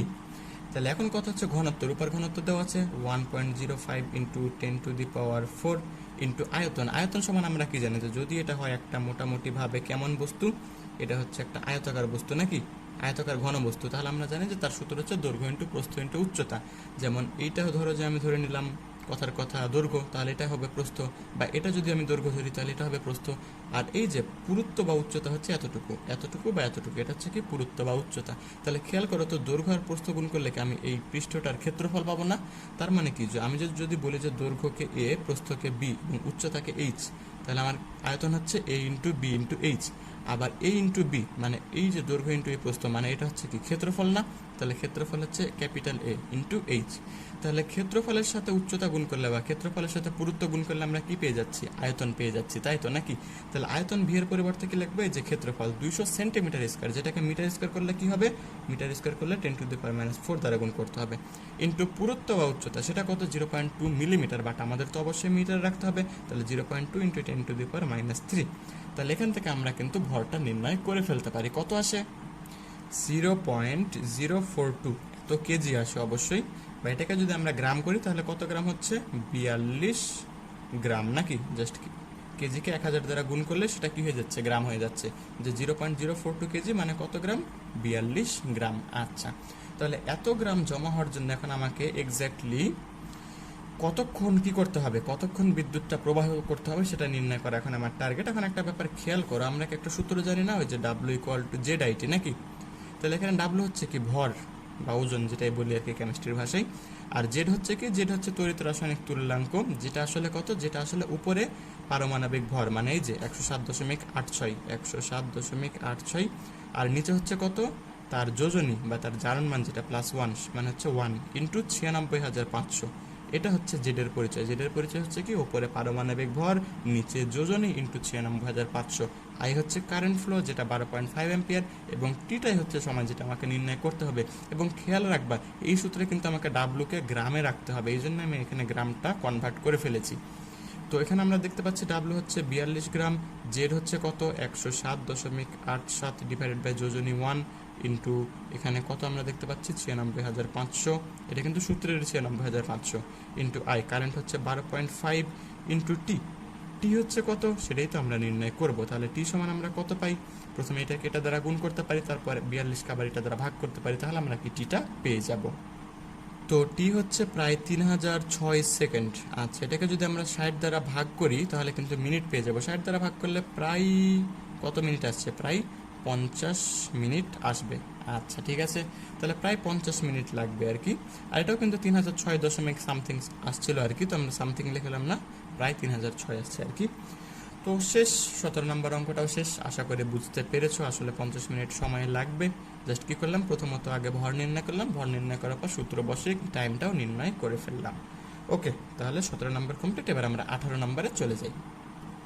খেয়াল করো 18 নম্বরে কি বলেছে, বলেছে একটা জিঙ্ক ক্লোরাইড ব্যাটারি। তো ব্যাটারিতে কেমন বিক্রিয়া করছে, জিঙ্ক এবং ক্লোরিন বিক্রিয়া করে জিঙ্ক ক্লোরাইড তৈরি করছে। তো এখানে কি বলেছে, জারণ অর্ধ বিক্রিয়া, বিজারণ অর্ধ বিক্রিয়া এবং প্রমাণ কোষ বিভব বের করো। আচ্ছা ঠিক আছে, আমি তাহলে খাতার দুইটা ভাগ করে ফেলছি, কারণ এখানে দুইটা কোশ্চেন আছে। কারণ একটা হচ্ছে প্রমাণ মুক্ত শক্তির পরিবর্তন, এটা একটা, আর একটা হচ্ছে এগুলা নাকি। আচ্ছা, তো 1 নম্বর থেকে শুরু করি। কি বলেছে, বলেছে জারণ অর্ধ বিক্রিয়া, অর্থাৎ আমরা তো জানি যে জারণ মানে ইলেকট্রন ছাড়ন। এখানে আমাদেরকে চিন্তা করতে হবে কে ইলেকট্রন ছেড়েছে। একটু ভালো মতো খেয়াল করো তো। আমরা তো জানি যে একটা মুক্ত অণুর কি থাকে, টোটাল যদি আমি বলি জারণ মান সেটা কত, 0। জিঙ্কেরও 0, ক্লোরিনের 0। বাট যদি আমরা এই যৌগটাতে দেখি, এখানে তো কি জিঙ্ক 2+, আর এক একটা ক্লোরিনের -1, তাই দুইটা ক্লোরিনের কি -2 নাকি। তাহলে আমরা বলতে পারি -1 × 2, ব্যাপারটা এমন ধরনের। তো তাহলে জিঙ্ক ছিল 0, হয়ে গেল 2+, মানে কি সে দুইটা ইলেকট্রন ত্যাগ করেছে। তাহলে আমাদেরকে যেটা বুঝতে হবে, যেহেতু জারণ মানে ইলেকট্রন ছাড়ন বা ইলেকট্রন ত্যাগ, তাহলে জিঙ্ক যেহেতু ইলেকট্রন ছেড়েছে এবং জিঙ্ক 2+-এ পরিণত হয়েছে, সেটাই হচ্ছে জারণ অর্ধ বিক্রিয়া। তাহলে 1 নম্বর লিখে ফেলি।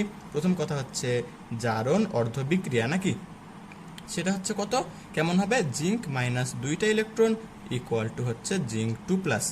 একইভাবে খেয়াল করো, ক্লোরিন ছিল 0, হয়ে গেল হচ্ছে -1 নাকি। এক একটা ক্লোরিন পরমাণু হয়ে গেল -1, বাট যেহেতু দুইটা ছিল তাই দুইটা মিলে কত হয়ে গেল, -2। তাহলে খেয়াল করা ব্যাপারটা, আমি যদি বলি বিজারণ অর্ধ বিক্রিয়া, তাহলে বিজারণ অর্ধ বিক্রিয়াটা কেমন হচ্ছে, ছিল হচ্ছে ক্লোরিন, যেটা ছিল জারণ মান কত, 0। সে কি দুইটা ইলেকট্রন গ্রহণ করলো, হয়ে গিয়ে কি হয়ে গেল, দুইটা ক্লোরিন মাইনাস হয়ে গেল নাকি। তাহলে এটা হলো জারণ অর্ধ বিক্রিয়া, এটা হচ্ছে বিজারণ অর্ধ বিক্রিয়া।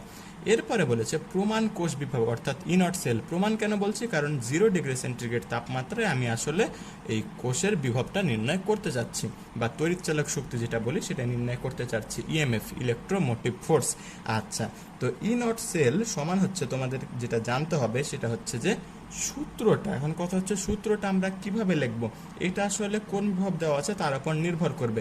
তার আগে আমি তোমাকে কোষ বিক্রিয়াটা লিখে দেখাই। দেখো কোষ বিক্রিয়াটা এখানে অবশ্যই লেখা আছে। তো এখানে তোমাদেরকে যেটা তোমরা দেখতে পাচ্ছ সেটা হচ্ছে জিঙ্ক ইলেকট্রন ত্যাগ করছে আর কি ক্লোরিন ইলেকট্রন গ্রহণ করছে। এটা আমরা জারণ এবং বিজারণ অর্ধ বিক্রিয়া থেকে দেখতে পাচ্ছি, জিঙ্ক ইলেকট্রন ত্যাগ করছে এবং ক্লোরিন কি ইলেকট্রন গ্রহণ করছে, অর্থাৎ ক্লোরিনের বিজারণ হচ্ছে। এবং এটা কোন বিভব দেওয়া আছে, খেয়াল করো তো, এইটা কিন্তু কোন বিভব, ইলেকট্রন গ্রহণ করেছে, আগে ছিল 0, এখন -1, তাহলে বিজারণ বিভব। একইভাবে এটাও কিন্তু কি বিজারণ বিভব, কারণ আগে ছিল হচ্ছে 2+, এখন হয়ে গেছে জিঙ্ক 0, অর্থাৎ 2+ থেকে 0 মানে সে দুইটা ইলেকট্রন গ্রহণ করেছে। তাহলে দুইটাই হচ্ছে বিজারণ বিভব। যদি কোশ্চেনে বিজারণ বিভব দেওয়া থাকে তাহলে আমাদেরকে দেখতে হবে কার বিজারণ হয়েছে। ঠিক আছে, আমি আবারও বলছি, যদি কোশ্চেনে বিজারণ বিভব দেওয়া থাকে তাহলে আমাদের দেখতে হবে যে কার বিজারণ হয়েছে। তাহলে যার বিজারণ হবে তার বিজারণ বিভব মাইনাস হচ্ছে বাকিটার বিজারণ বিভব। আশা করি তোমরা ব্যাপারটা বুঝতে পেরেছো। কি বললাম, কোশ্চেনে যদি বিজারণ বিভব দেওয়া থাকে তাহলে আমাদের দেখতে হবে কার বিজারণ হয়েছে। তাহলে যার বিজারণ হয়েছে তার বিজারণ বিভব মাইনাস বাকিটার বিজারণ বিভব। এখন কথা হচ্ছে কোশ্চেনে যদি জারণ বিভব দেওয়া থাকতো তাহলে আমরা কি করতাম, তাহলে দেখতাম যে যার জারণ হয়েছে তার জারণ বিভব থেকে বাকিটার জারণ বিভব বিয়োগ করতাম। আচ্ছা ঠিক আছে, তো যেহেতু এখানে বিজারণ বিভব দেওয়া আছে তাহলে আমরা যেহেতু দেখতে পাচ্ছি ক্লোরিনের বিজারণ হয়েছে, তাই ক্লোরিনের বিজারণ বিভব মাইনাস বাকিটার বিজারণ বিভব। আচ্ছা, তো এই ভ্যালুটা কত, 1.36। আচ্ছা, 1.36 মাইনাস এইটা কত, এটা হচ্ছে -0.76, তাহলে -0.76 নাকি। তাহলে হিসাব নিকাশ করলে কত হচ্ছে, 2.12 এত ভোল্ট। আচ্ছা, এটা প্লাস অবশ্যই। তাহলে এটা হচ্ছে ইনট সেলের ভ্যালু। আচ্ছা ঠিক আছে, তাহলে 1 নাম্বারটা আমাদের কমপ্লিট। এবার 2 নাম্বারটা দেখি কি বলেছে এখানে, প্রমাণ মুক্ত শক্তির পরিবর্তন। এটা হচ্ছে ডেল জি। তো ডেল জি এর সূত্রটা কি, ডেল জি নটের সূত্র হচ্ছে -n × f × ই নট। আচ্ছা, তাহলে -n, এন মানে হচ্ছে কি কতগুলো ইলেকট্রন আসলে গ্রহণ বা ত্যাগ হয়েছে আর কি। তো এখানে কতগুলো ইলেকট্রন গ্রহণ হয়েছে, 2টা ইলেকট্রন গ্রহণ হয়েছে বা 2টা ইলেকট্রন ত্যাগ হয়েছে, তাই এন এর মান হচ্ছে 2 × f, যেটার ভ্যালু হচ্ছে 96500 × ই নট। ই নটের ভ্যালু তো আমরা একটু আগে নির্ণয় করলাম, 2.12 2.12 ভোল্ট। আচ্ছা, তাহলে এইটা করলে আমরা পাই 4.0916 ইন্টু 10⁵ আচ্ছা, তাহলে এটাই হচ্ছে কি নির্ণেয় মুক্ত শক্তির পরিবর্তন। এটার একক হচ্ছে জুল পার মোল। তবে তুমি চাইলে এটাকে 10⁻³ দ্বারা ভাগ করে কিলোজুল পার মোলে কনভার্ট করতে পারো। কিলোজুল পার মোলে কনভার্ট করলে আসবে 409.16 এত কিলোজুল পার মোল। জাস্ট আমরা কি করলাম, এটাকে 1000 দ্বারা ভাগ করেছি। ওকে, তাহলে 18 নম্বর অঙ্ক কমপ্লিট। এবার আমরা 19 নম্বর অঙ্কে চলে যাই। 19 নম্বর অঙ্কে কি বলেছে, এখানে বলেছে কিছু জটিল যৌগ সমূহের রাসায়নিক সংকেত লিখো। প্রথমত আছে মরিচা। মরিচার সংকেত কি, মরিচা হচ্ছে Fe2O3 ইন্টু এন অনু পানি। আচ্ছা, এখন কথা হচ্ছে ডট যে আমি এন অনু পানি দিলাম, এখানে এন এর ভ্যালু কত, এখানে এন এর ভ্যালু 3 হতে পারে, 4 হতে পারে, 5 হতে পারে, এটা আমাদের এক্স্যাক্টলি জানা নাই। তো ব্যাপার হচ্ছে কোনো কোনো বইয়ে কিন্তু এখানে এন এর জায়গায় 3 বসানো থাকতেও পারে, বাট আমি যেটা বলবো সেটা হচ্ছে এখানে এন লেখাই ভালো, কারণ এন এর ভ্যালু যে শুধু 3 হয় এমন না, বরং 4, 5, 6 এমনও কিন্তু হতে পারে। আচ্ছা, এরপরে কি আছে, এরপরে আছে অ্যাসবেস্টস। অ্যাসবেস্টসের সংকেত কি, 3 অণু ম্যাগনেসিয়াম অক্সাইড, 4 অণু ক্যালসিয়াম অক্সাইড এবং 4 অণু সিলিকন ডাইঅক্সাইড। এরপর আছে প্রাকৃতিক জিওলাইট, যেটা হচ্ছে Na2Al2Si3O10 2 অণু পানি। এরপর আছে জিঙ্ক পাইরোফসফেট, যেটা হচ্ছে Zn2P2O7। এরপর আছে সোডিয়াম ফ্লোরোফসফেট, যেটা হচ্ছে কি NaPF6। ওকে, এরপরে কি বলেছে, কিছু সংক্ষিপ্ত রূপের পূর্ণরূপ লিখতে বলেছে নাকি। প্রথম কথা হচ্ছে ডিপিএফ, এটা হচ্ছে ডিজেল পার্টিকুলেট ফিল্টার। আচ্ছা, পরেরটা হচ্ছে FTIR, এটা হচ্ছে কি ফোরিয়ার ট্রান্সফর্ম বা ট্রান্সফরমেশন ইনফ্রারেড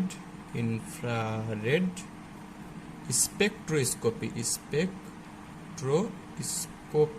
আচ্ছা, এরপর হচ্ছে AAS, মানে হচ্ছে অ্যাটমিক অ্যাবজর্পশন স্পেকট্রোস্কোপি। আচ্ছা, তারপর হচ্ছে MRI। MRI হচ্ছে কি ম্যাগনেটিক রেজোনেন্স ইমেজিং। আচ্ছা, তারপর হচ্ছে BTU, তার মানে কি, এটা হচ্ছে ব্রিটিশ থার্মাল ইউনিট। ওকে, ঠিক আছে, সংক্ষিপ্ত রূপ আমাদের লেখা কমপ্লিট হয়ে গেল। এরপর আমরা সবার শেষ অর্থাৎ 20 নাম্বার প্রশ্নে চলে যাই।